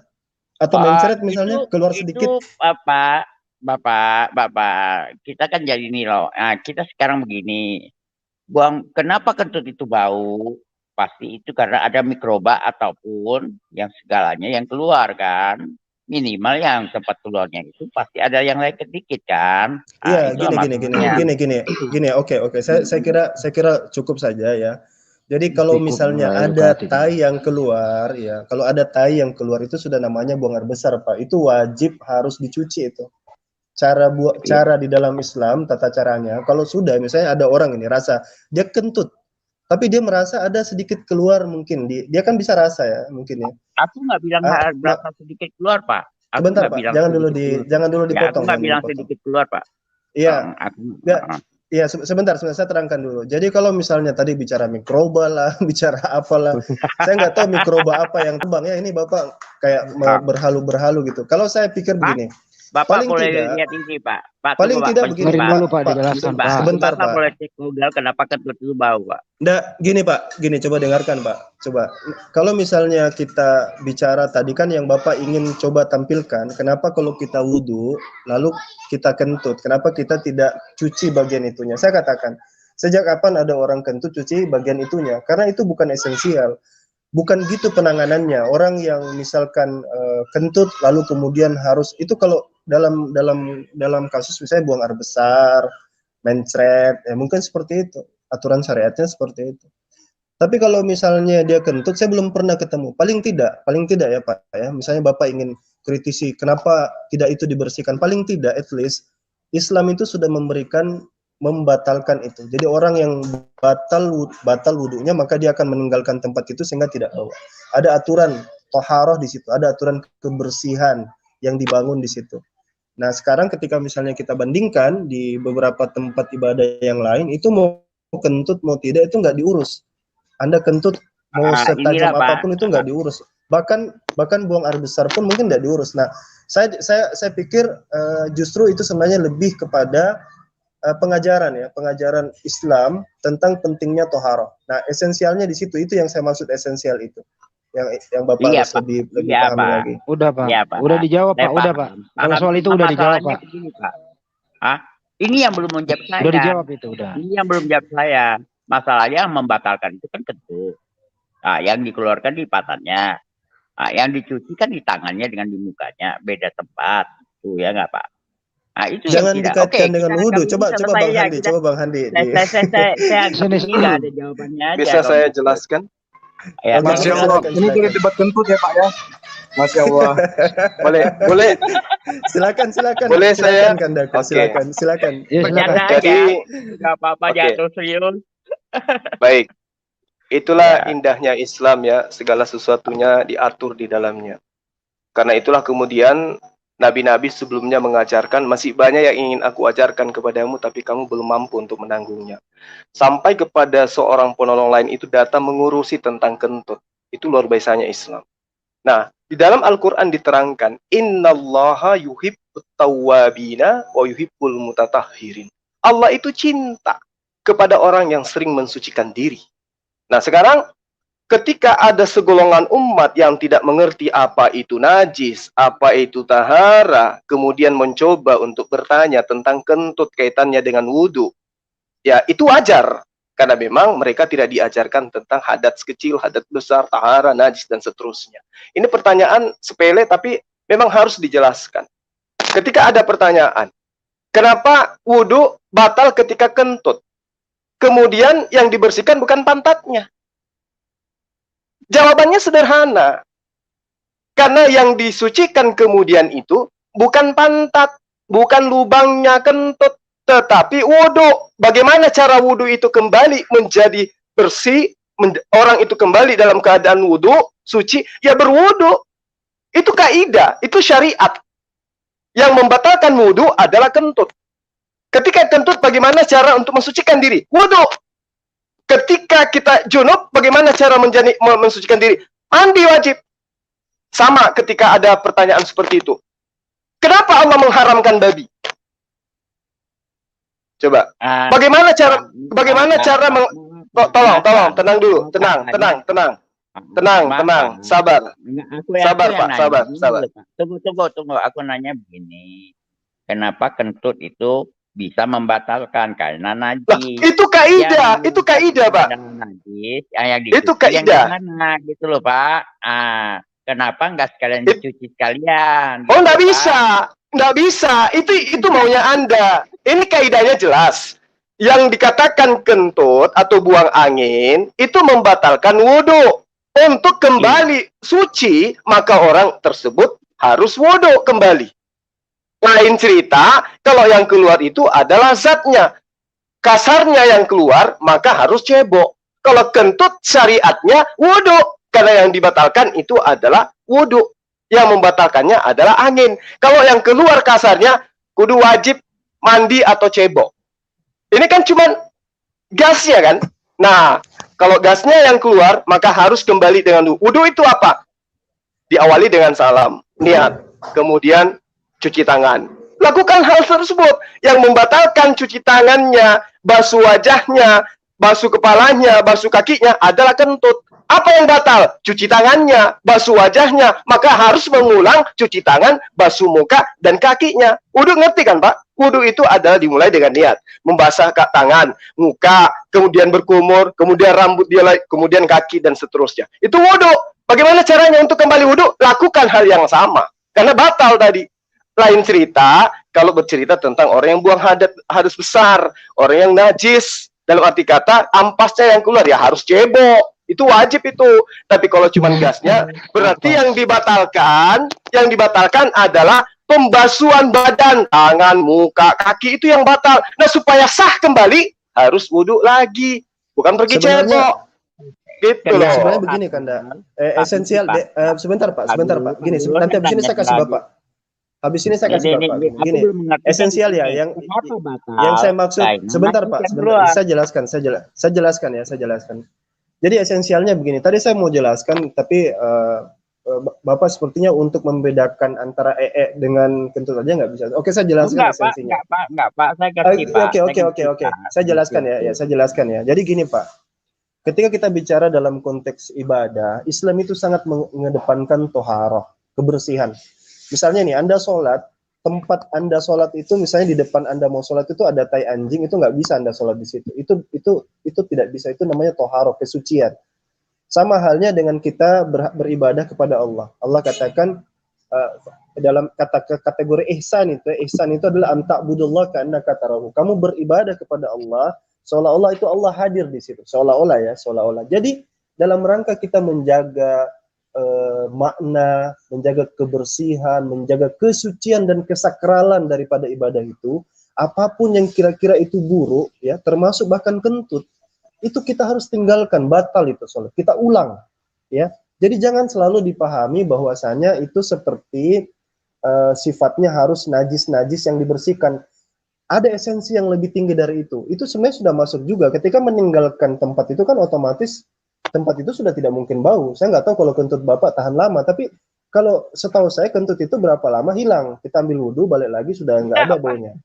Tapi ketika kita misalnya kita katakan sebentar, masih ada aja Pak. Udah keluar itu Pak. Iya, permanen berarti. Sedikit lagi. Jadi, sedikit lagi. Ada. Ketika saya nggak pertanyaan saya nggak ada. Di saya pertanyaannya lain. Oke. Nggak apa-apa. Ketika sedikit kenapa Waraka? Sabar dulu Pak. Aduh. Sabar dulu. Sedikit lagi.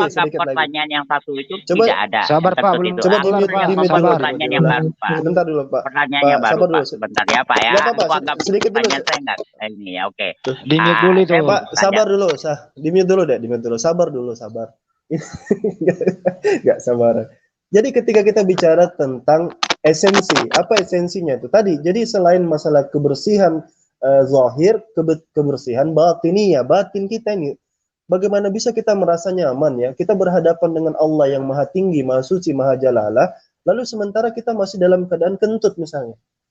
Kita itu minimal kita misalnya di depan presiden aja, kita kentut, kita lari cepat-cepat kan? Ini normal manusia ini. Bagaimana dengan Allah yang Maha Suci, yang harus lebih lagi kita muliakan. Nah gitu.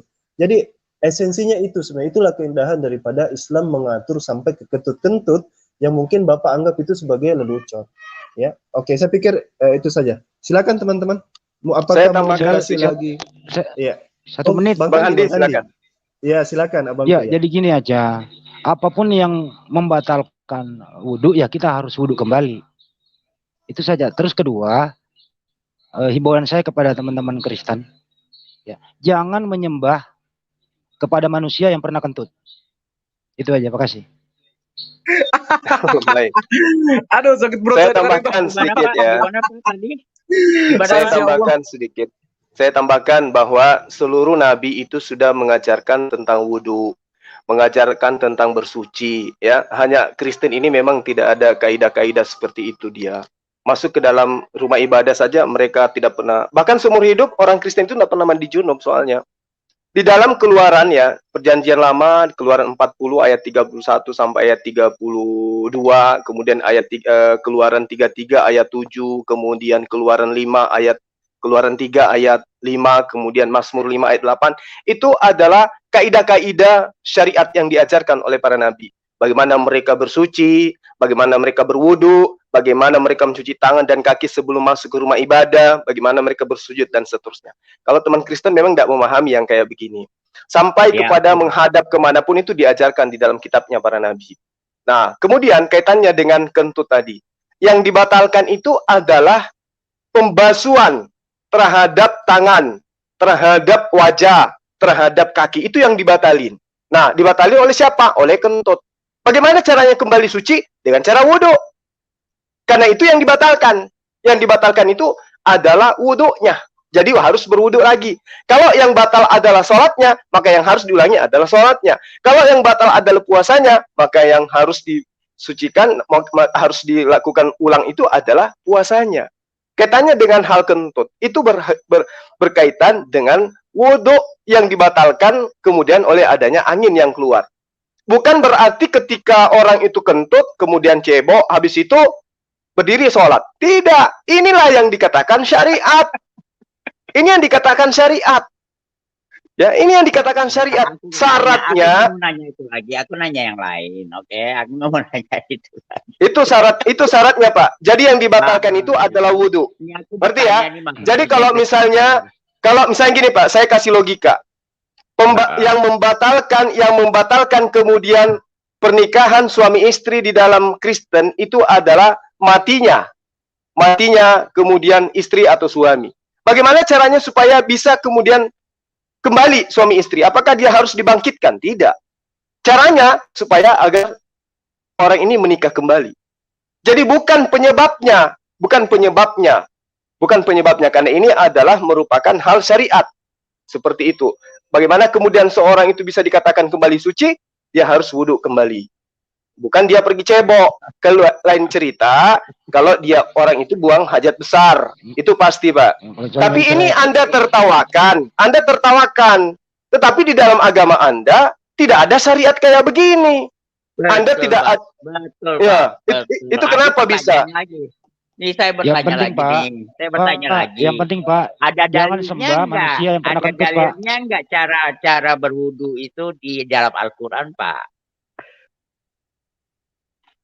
Dalam Al-Quran, cara wudhu itu diajarkan di fikih, Pak. Enggak di fikih ya, Pak. Tapi iya, betul. Aku mau nyarinya di dalam Al-Quran, Pak. Saya nggak percaya fikih, Pak. Saya percaya Al-Quran, Pak. Saya percaya. Soalnya salah. ada berbunyi, Pak. Salah Anda, salah. Karena Anda menggunakan konsep iman Anda untuk memahami Islam. Nggak bisa.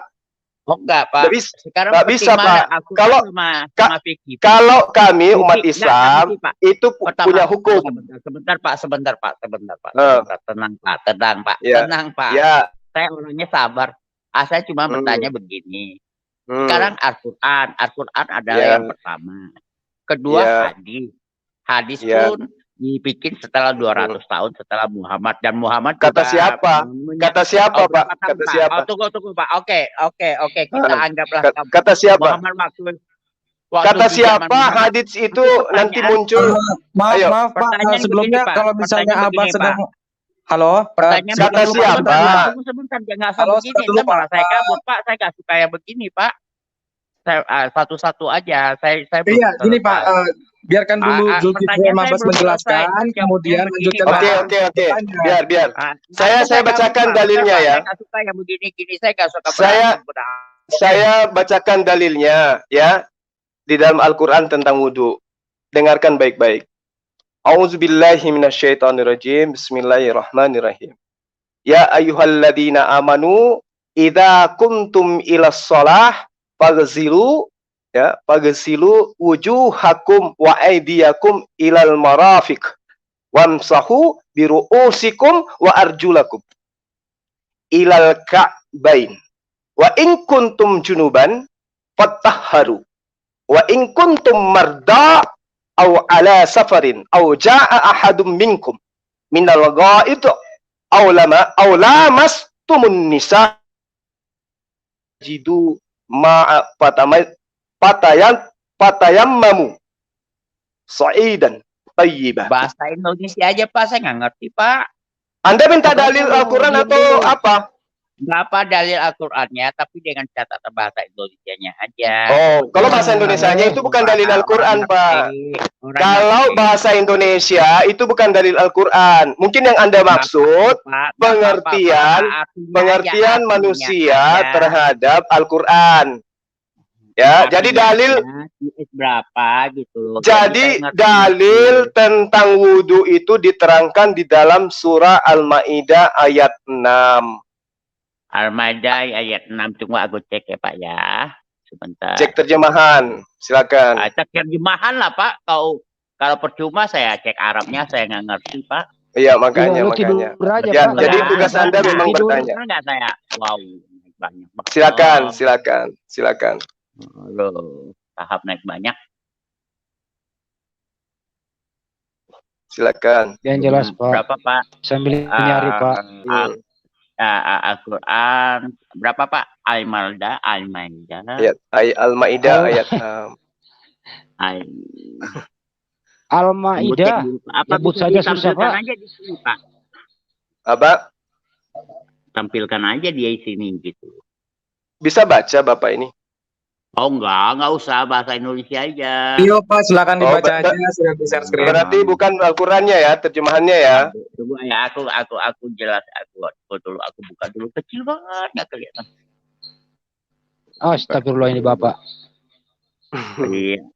Coba bacain, wahai orang-orang beriman, masa salat maka basuhlah wajahmu dan tanganmu sampai ke siku.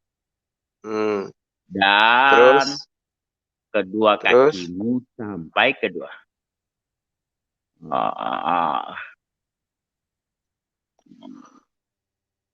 Apa itu Pak? Dor gitu. Oke Pak. Tunggu apalagi nih. Apa Pak? Terus mau apa lagi Pak? Mau tidur? Ini Pak. Ini satu lagi nih. Kenapa sini nggak ada cuci mulut ya Pak? Kumur-kumur Pak. Itu kumur-kumur itu sunnah. Kumur-kumurnya nggak ada Pak. Sunnah itu Om. Oh ya, sunnah. Jadi nggak masuk sini, nggak kumur-kumur boleh sah dong waktu kita berwudu ya? Ya. Sah ya. Cuma cuci kaki, cuci tangan ya ini ya. Dan sapulah kepalamu. Satu kali cukup ya Pak? Boleh satu kali, boleh 3 kali. Nih. Terus? Gitu aja. Jadi ini nggak cocok ya sama itu 3 kali ya. Ini ini boleh, yang penting cuci aja gitu ya. Ya, menurut orang yang tidak berakal iya, tapi kami yang berakal tidak. Orang yang tidak berakal iya. Gua nggak baca ini ada, tapi nggak sama gitu kan. Ya udah, oke, kita terima aja lah, yang penting ada. Terus sekarang Anda mau wudu? Saya punya pertanyaan yang lain Pak. Ya. Untuk Christopher kan itu pernah menyembah Allah lain tuh sebelum dia menyembah Allah. Bukan Allah lain Pak, bukan Allah lain. Menyembah selain Allah. Allah itu cuma satu Pak. Hukumnya gimana Pak? Christopher, dengar dulu Pak. Allah tidak pernah mengampuni orang yang pernah menyembah Allah lain Pak. Christopher udah pernah Pak. Dengar dulu Pak, Christopher itu pernah menyembah manusia yang pernah kentut. Sekarang dia tinggalkan Pak. Dengerin Pak, Christopher dulu pernah menyembah manusia yang pernah kentut. Sekarang nggak nyembah lagi tuh. Makanya Bapak tinggalkan itu gitu loh. Lanjut. Kenapa Pak? Halo? Kagak denger dia. Halo Pak. Jangan dimut. Soalnya saya nggak lihat ya. Tolong jangan dimut. Jadi pertanyaan saya malah bingung jadinya. Ya, Pak, pertanyaannya kan begini. Sedangkan di dalam Al-Quran kan ada berbunyi, ya kan? Allah tidak pernah mengampuni orang yang pernah ini apa namanya pernah menyembah Allah lain, biarpun dia itu manusia. Apalagi manusia kan lebih parah lagi kan harusnya. Pertanyaannya, Gimana itu? hukum buat si Christopher ini gimana? Ada Maaf Pak, bisa dijelasin nggak pertanyaannya agak sedikit gimana gitu? Kurang paham saya pertanyaannya. Pertanyaannya, Christopher kan pertamanya menyembah Allah lain. Allah lain Ya itu kan? gimana maksudnya Pak? Kecuali Tuhan yang lain gitu? Atau Allah yang lain itu kan? Allah itu cuma selain satu Pak. Allah, ya kan? Soal Allah. Jadi hukum buat Christopher itu gimana jadinya gitu loh. Apakah Diperjelas dong dia pertanyaannya, Pak. masuk surga apa neraka? Sekarang masalahnya Christopher itu ada pilihan dua, di neraka terdalam dan di surga. Nah, itu pilihannya. Nggak ada yang lain lagi dia, nggak ada di antaranya atau pasti masuk surga. Oke. Pertanyaannya Saya jawab, begini, Pak. Kak Juma. Iya. Jadi Christopher dulu itu pernah menyembah manusia yang pernah kentut. Nah sekarang kan udah meninggalkan itu. Apakah masih diterima maafnya kalau sudah mendapat hidayah, masih ada surga tempatnya gitu? Itu loh maksudnya. Iya. Abah, dia tadi bawa dalil sebenarnya. Katanya jika ada Allah lain yang kau sembah, maka engkau akan masuk neraka. Dalilnya dari mana itu? Saya bingung juga. Ada ayatnya, bro. Ada ayatnya, biarpun saya nggak hafal, saya pernah baca tuh. Wah, ya. Bro Christopher baca lagi, makanya baca lagi baru ini. Kau nggak pernah ini. Berarti yang ada di Bible itu, Pak, Allah lain. Coba Abah gimana? Saya kurang ngerti gimana ini maksudnya serius. Iya. Jadi maksudnya gini, dia mencoba, dia nggak bisa pisahkan antara orang musyrik dan orang-orang kafir. Itu susahnya di situ. Di dalam Al-Quran diterangkan ya, di dalam surah Al-Furqan, illa man taba wa amana wa amila wa amalan salihan faulaika yubaddilullah sayyiatihim hasanah wa kana Allahu ghafurur rahim. Jadi Allah mengecualikan orang-orang yang bertaubat dan orang-orang yang beriman dan yang mengerjakan kebajikan. Maka kejahatan mereka diganti oleh Allah dengan kebaikan. Allah Maha Pengampun lagi Maha Penyayang.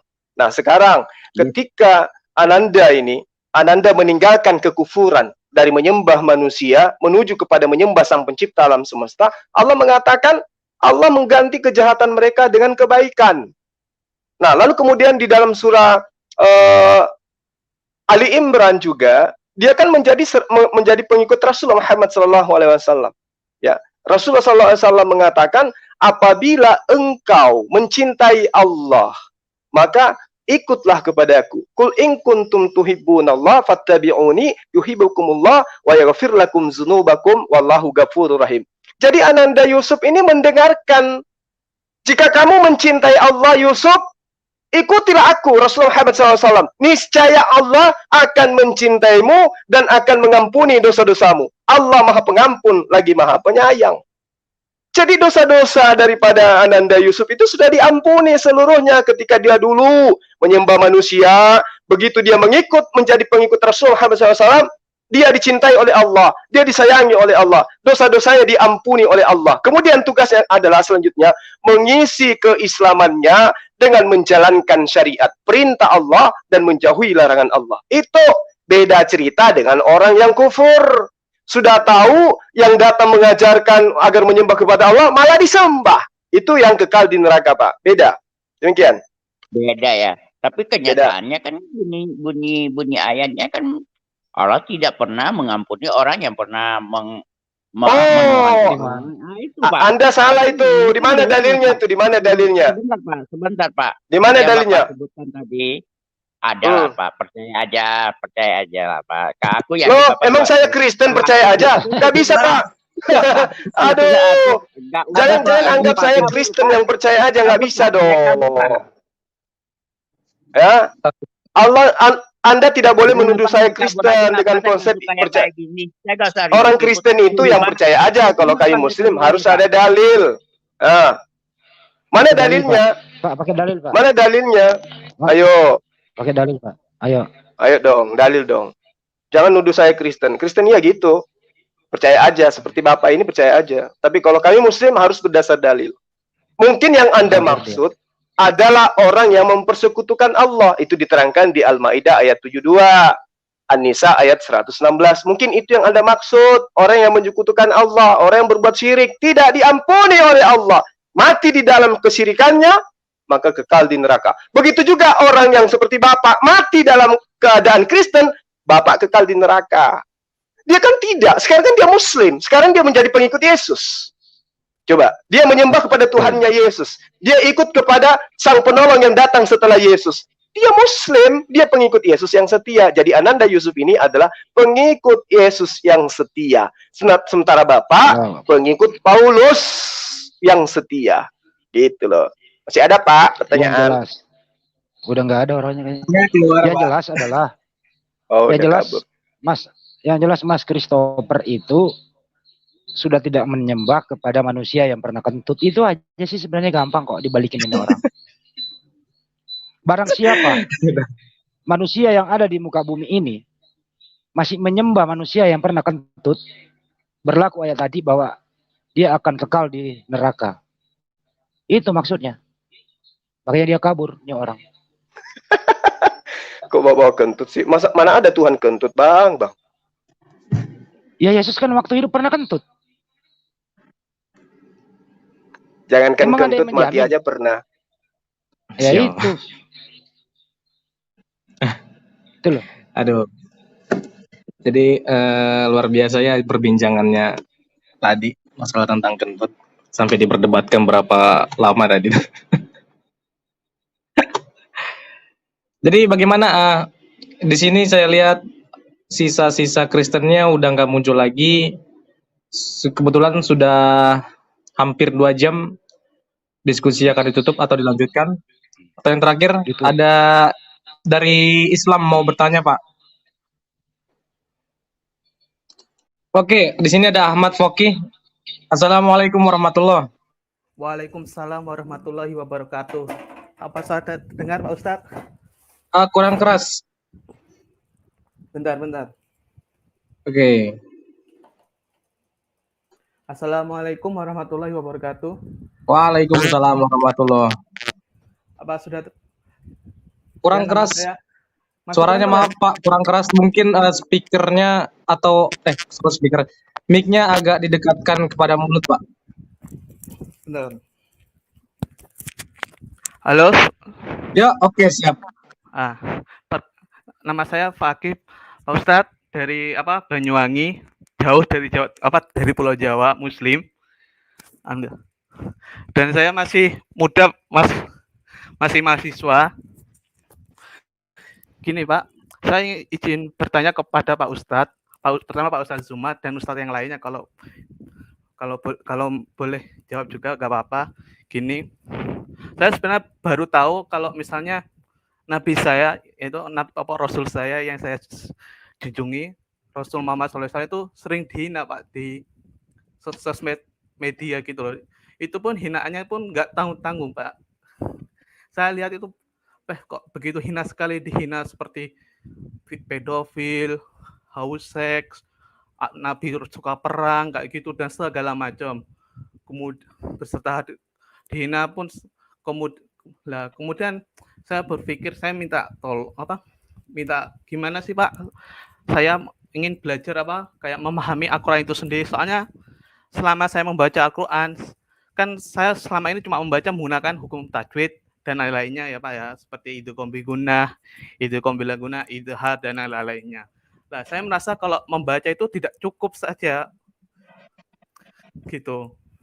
Cuma membaca Al-Quran itu, dan saya ingin mempelajari Al-Quran itu sendiri. Gimana sih Pak dasar-dasarnya supaya terutama saya yang masih muda sekitar umur 20-an supaya bisa mempelajari Al-Quran itu sendiri, tidak hanya membaca. Kan membacakan itu ada aturannya juga Pak, Al-Quran itu. Mana ada kitab suci yang membaca kalau tidak aturan, hanya Al-Quran yang punya. Itu pun kalau ingin menerjemahkannya. Ya seperti itu Pak pertanyaan saya. Gimana sih supaya kita bisa menerjemahkan atau menafsirkan ayat-ayat Quran itu sedikit demi sedikit, itu aja. Terima kasih. Baik. Bismillahirrahmanirrahim. Waalaikumsalam warahmatullahi wabarakatuh. Jadi pertanyaan yang sangat baik ya. Namun diawali dengan perasaan yang selama ini ada pada diri saudara. Jadi memang betul keindahan Islam itu dan kesempurnaan akhlak dari Rasulullah Muhammad SAW membawa kalamullah dan juga hadis sahihah itu melahirkan kesakit-hatian orang di luar Islam. Kesempurnaan Islam membuat orang lain cemburu. Keindahan akhlak yang diajarkan oleh Rasulullah, akhlakul karimah, membuat umat lain itu iri dengki. Itu penyebabnya sehingga mereka mencoba untuk memfitnah dan melakukan hal-hal tuduhan kepada baginda Rasulullah Muhammad SAW. Namun jangan heran, karena itu bukan terjadi hanya dari zaman sekarang. Dari sejak zaman para nabi diutus, semua ditolak oleh kaumnya. Semua ada pembenci-pembencinya. Nabi Musa pembencinya adalah Fir'aun, Nabi Isa pembencinya adalah Kristen. Kenapa saya katakan begitu? Karena orang-orang Kristen itu tidak mau mengikuti ajaran Yesus. Pembencinya adalah Paulus dan konco-konconya. Rasulullah Muhammad SAW juga seperti itu. Ada Abu Jahal dan seterusnya. Nah di masa sekarang Islam juga dibenci sama orang-orang yang mengikuti ajaran di luar daripada ajaran para nabi. Jadi jangan heran. Dari sejak Nabi membawa risalah, dari sejak itulah kemudian muncul pembenci-pembencinya. Karena dia iri, dengki terhadap kebenaran Al-Quran. Sampai kentut pun dibahas dan dihujat. Padahal itu nampar daripada kaidah agamanya sendiri. Yang tidak ada dasar pijakannya di dalam ajaran para nabi. Contoh, dihujat kentut. Dia lupa bahwa yang disucikan itu adalah wuduknya, bukan anusnya. Kemudian, bagaimana Allah menerangkan Imamat 11 ayat 7, jangan engkau makan babi, karena babi itu haram bagimu. Dia makan babi. Ya, kentut itu tidak ada dalilnya, haram. Jangan kau kentut, karena kentut itu haram, tidak ada dalilnya. Tapi ini babi, ada dalilnya, jangan kau makan. Tapi mereka lahap, bahkan mereka temani tidur. Gitu. Jadi kita maklumi aja. Umat sebelah itu memang seperti itu. Lalu kemudian pertanyaan Anda. Jujur saya katakan, saya ini bukan seorang ustadz. Ini perlu digarisbawahi. Saya adalah orang yang belajar tentang Al-Quran, belajar tentang gospel. Saya mengatakan saya hanya seorang kristolog. Ya, beda ustadz itu memahami sepenuhnya dengan Al-Quran. Lalu kenapa kemudian saya tampil sebagai narasumber? Apakah karena saya memahami Al-Quran secara utuh? Tidak, belum. Masih proses belajar. Karena kenapa yang bertanya itu bagi saya levelnya di bawah anak TK. Makanya saya berani jadi narasumber. Tengok aja tadi. Dari teman-teman Kristen. Ada yang punya ilmu. Bertanya tentang kentut. Bertanya tentang perintah sunat dan seterusnya. Nggak ada yang punya ilmu.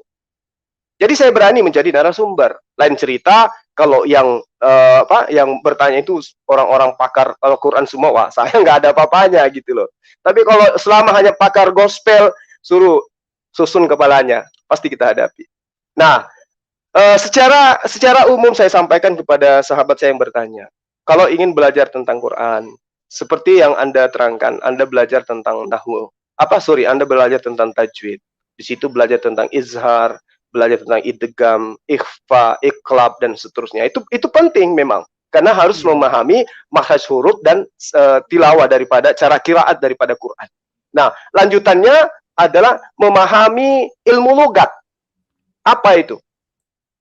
Ilmu logat itu adalah ilmu yang dipahami untuk mengetahui bahwa apa kemudian yang terkandung di dalam arti setiap kata di dalam Al-Quran. Itu logat namanya. Lalu kemudian wajib juga memahami nahwu. Apa nahwu itu? Tata bahasa, grammarnya daripada Al-Quran. Ini harus dipahami. Kalau ingin menjadi orang yang betul-betul paham tentang Al-Quran. Naik level ceritanya. Kemudian ada ilmu saraf. Ilmu saraf itu apa? Perubahan bentuk kata. Mengetahui saraf yang bagaimana kemudian ilmu saraf ini sangat penting ketika ada perubahan-perubahan kata di dalam Al-Quran itu sendiri. Nah, mungkin nanti bisa kita mungkin nanti bisa ikut bisa simpan nomornya ya di Japri sini, nanti kita ikutkan di kelas. Kita ada guru ya yang mengkaji tentang Quran. yang mengkaji tentang akar kata atau istiqaq dalam dalam kaidah mempelajari Quran.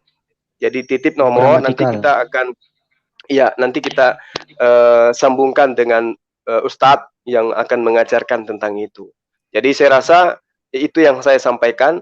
Anda sudah memahami satu poin terpenting. Apa itu? Anda bukan umat terjemah. Anda bisa baca kitab suci Anda. Itu adalah satu hal yang sangat luar biasa yang tidak dimiliki oleh umat lain. Hanya umat Islam yang bisa membaca kitab sucinya sendiri. Kalau di luar sana, tidak ada itu. Jarang di antara mereka. Di Indonesia ini jarang. Kita hitung jari kalau ada yang bisa menggunakan bahasa Yunani. Demikian dari saya. Terima kasih. Iya Pak. Iya Pak. Seperti itu Pak. Karena saya juga heran. Kemudian saya kemarin tuh saya sering lihat channel-channel Pak Zulkifli dan lainnya kayak gitu. Channel-channel yang lain itu seperti kemarin saya baru lihat Bu Sofiatul lihat channel katanya kita itu mendoakan jelek kepada mereka 17 kali dalam satu hari. Kemudian saya cek mana doa orang Muslim yang mendoakan para Kristen itu mendoakan jelek-jelek. Saya cek katanya di surah Al-Fatihah. Kemudian saya cek surah Al-Fatihah ayat berapa yang menjelekkan itu. Padahal nggak ada doa-doa umat Muslim yang menjelekkan umat seperti itu, nggak ada. Cuma kita di sholat itu ketika kita berdoa dari berlindung orang-orang yang sesat itu saja, cuma berlindung, bukan orang yang mendoakan yang sesat kayak gitu loh. Saya cuma kok heran doa mana orang Muslim yang mendoakan umat sebelah itu yang jelek-jelek. Perasaan nggak ada. Kita berdoa untuk diri kita sendiri, untuk melindungi diri kita dari godaan setan terkutuk. Setan terkutuk itu siapa? Manusia, hawa nafsu dan lain-lainnya kayak gitu. Saya juga heran kok begitu rendah sih penilaian mereka terhadap kita, apalagi Nabi kita. Nabi kita tidak pernah merendahkan Nabi mereka, yaitu Isa alaihissalam Al-Masih. Kita percaya. Kita tidak pernah saya tambahin dikit ya Mas. Iya Pak. Mas saya tambahin 1 menit bahwa kalau ada orang-orang yang menghinakan para nabi, termasuk Nabi Daud yang ada di dalam Bible mereka dan nabi-nabi lain, termasuk Nabi Muhammad SAW itu. Kerugiannya ada di sama mereka, tidak mengurangi kemuliaan dan syafaat Nabi Muhammad SAW. Kerugian orang-orang yang menghinakan itu adalah satu, dia tidak akan mendapatkan syafaat apa-apa nanti di kemudian hari. Kedua, kerugiannya di muka bumi adalah contohnya seperti si Kasman ini, dia akan mendapat hukuman dunia. Belum lagi mendapat cibiran-cibiran. Belum lagi penderitaan keluarga yang ditinggal. Belum yang lain-lain gitu. Jadi secara tidak langsung, orang yang menghinakan Nabi Muhammad SAW itu, kalau nggak di dunia ini akan mendapat hukuman, insya Allah di akhirat nanti neraka jahanam tempatnya. Sekali lagi teman-teman yang sering menghinakan seperti ini, contohlah si Kasman ini, contohlah si Jong ini, tidak akan bisa kembali lagi ke Indonesia. Padahal keluarganya ada di sini. Sekali lagi, lebih baik jangan terlalu emosional mendengarkan ini. Biarlah mereka menghinakan dan kemudian dia akan terhukum dengan dirinya sendiri. Tapi wajar dan wajib juga kita counter. Mari kita dialog bersama. Itu kalau menurut saya. Makasih. Oh ya, terima kasih Pak Ustadz atas nasihatnya, motivasinya. Oke, baik. Ada Pak Sugi Kristologi ternyata. Assalamualaikum Pak Sugi Kristologi. Oke, kayaknya jaringan. Ada lagi yang ingin tambahkan dari Bapak Zulkifli M. Abbas atau Abah? Ya, saya rasa udah cukup ya, Dek. Ya, Nanda, dengan tadi sahabat kita yang dari Muslim, iya. Yang pada intinya Islam itu memang selalu ingin dijauhkan dari agamanya. Kenapa? Karena agama Islam itu sempurna, ajarannya, kitab sucinya, semuanya sempurna. Sehingga orang di luar Islam itu iri mencari jalan supaya menghujat. Fakta, tidak ada di antara kita yang kemudian memiliki misi ya, bagaimana kemudian mencari jalan untuk mengislamkan orang. Orang yang sudah beragama kita Islamkan, tidak ada. Yang ada adalah dalam Islam menguatkan Islam awam terhadap Islamnya. Itu yang ada. Tapi kalau agama sebelah, selalu mereka itu mencari orang-orang Islam awam untuk kemudian mereka lakukan pembaptisan dan seterusnya. Itu fakta di lapangan. Mereka selalu mencari, mereka selalu menjajakan. Orang dipaksa masuk ke dalam agama Islam itu tidak ada. Diserahin buku, kasih uang 5.000, dikasih Indomie, itu tidak ada dalam Islam. Tapi agama lain, saking tidak lakunya di Indonesia, dilakukan cara-cara seperti itu. Nah, mereka menjajah berabad-abad, bukan sehari, bukan setahun, bukan seminggu, bukan sebulan, bukan setahun. Berabad, ratusan tahun mereka menjajah, tapi tetap minoritas. Itulah yang melahirkan sakit hati demi sakit hati. Sementara Islam datang dengan rahmat, tidak pernah menjajah, tapi bisa mayoritas di negara ini. Saya kira itu. Jadi dimaklumi saja kalau mereka selalu menghina, menghujat, dan seterusnya. Oke, baik, Masya Allah, sangat bermanfaat perbincangan kali ini.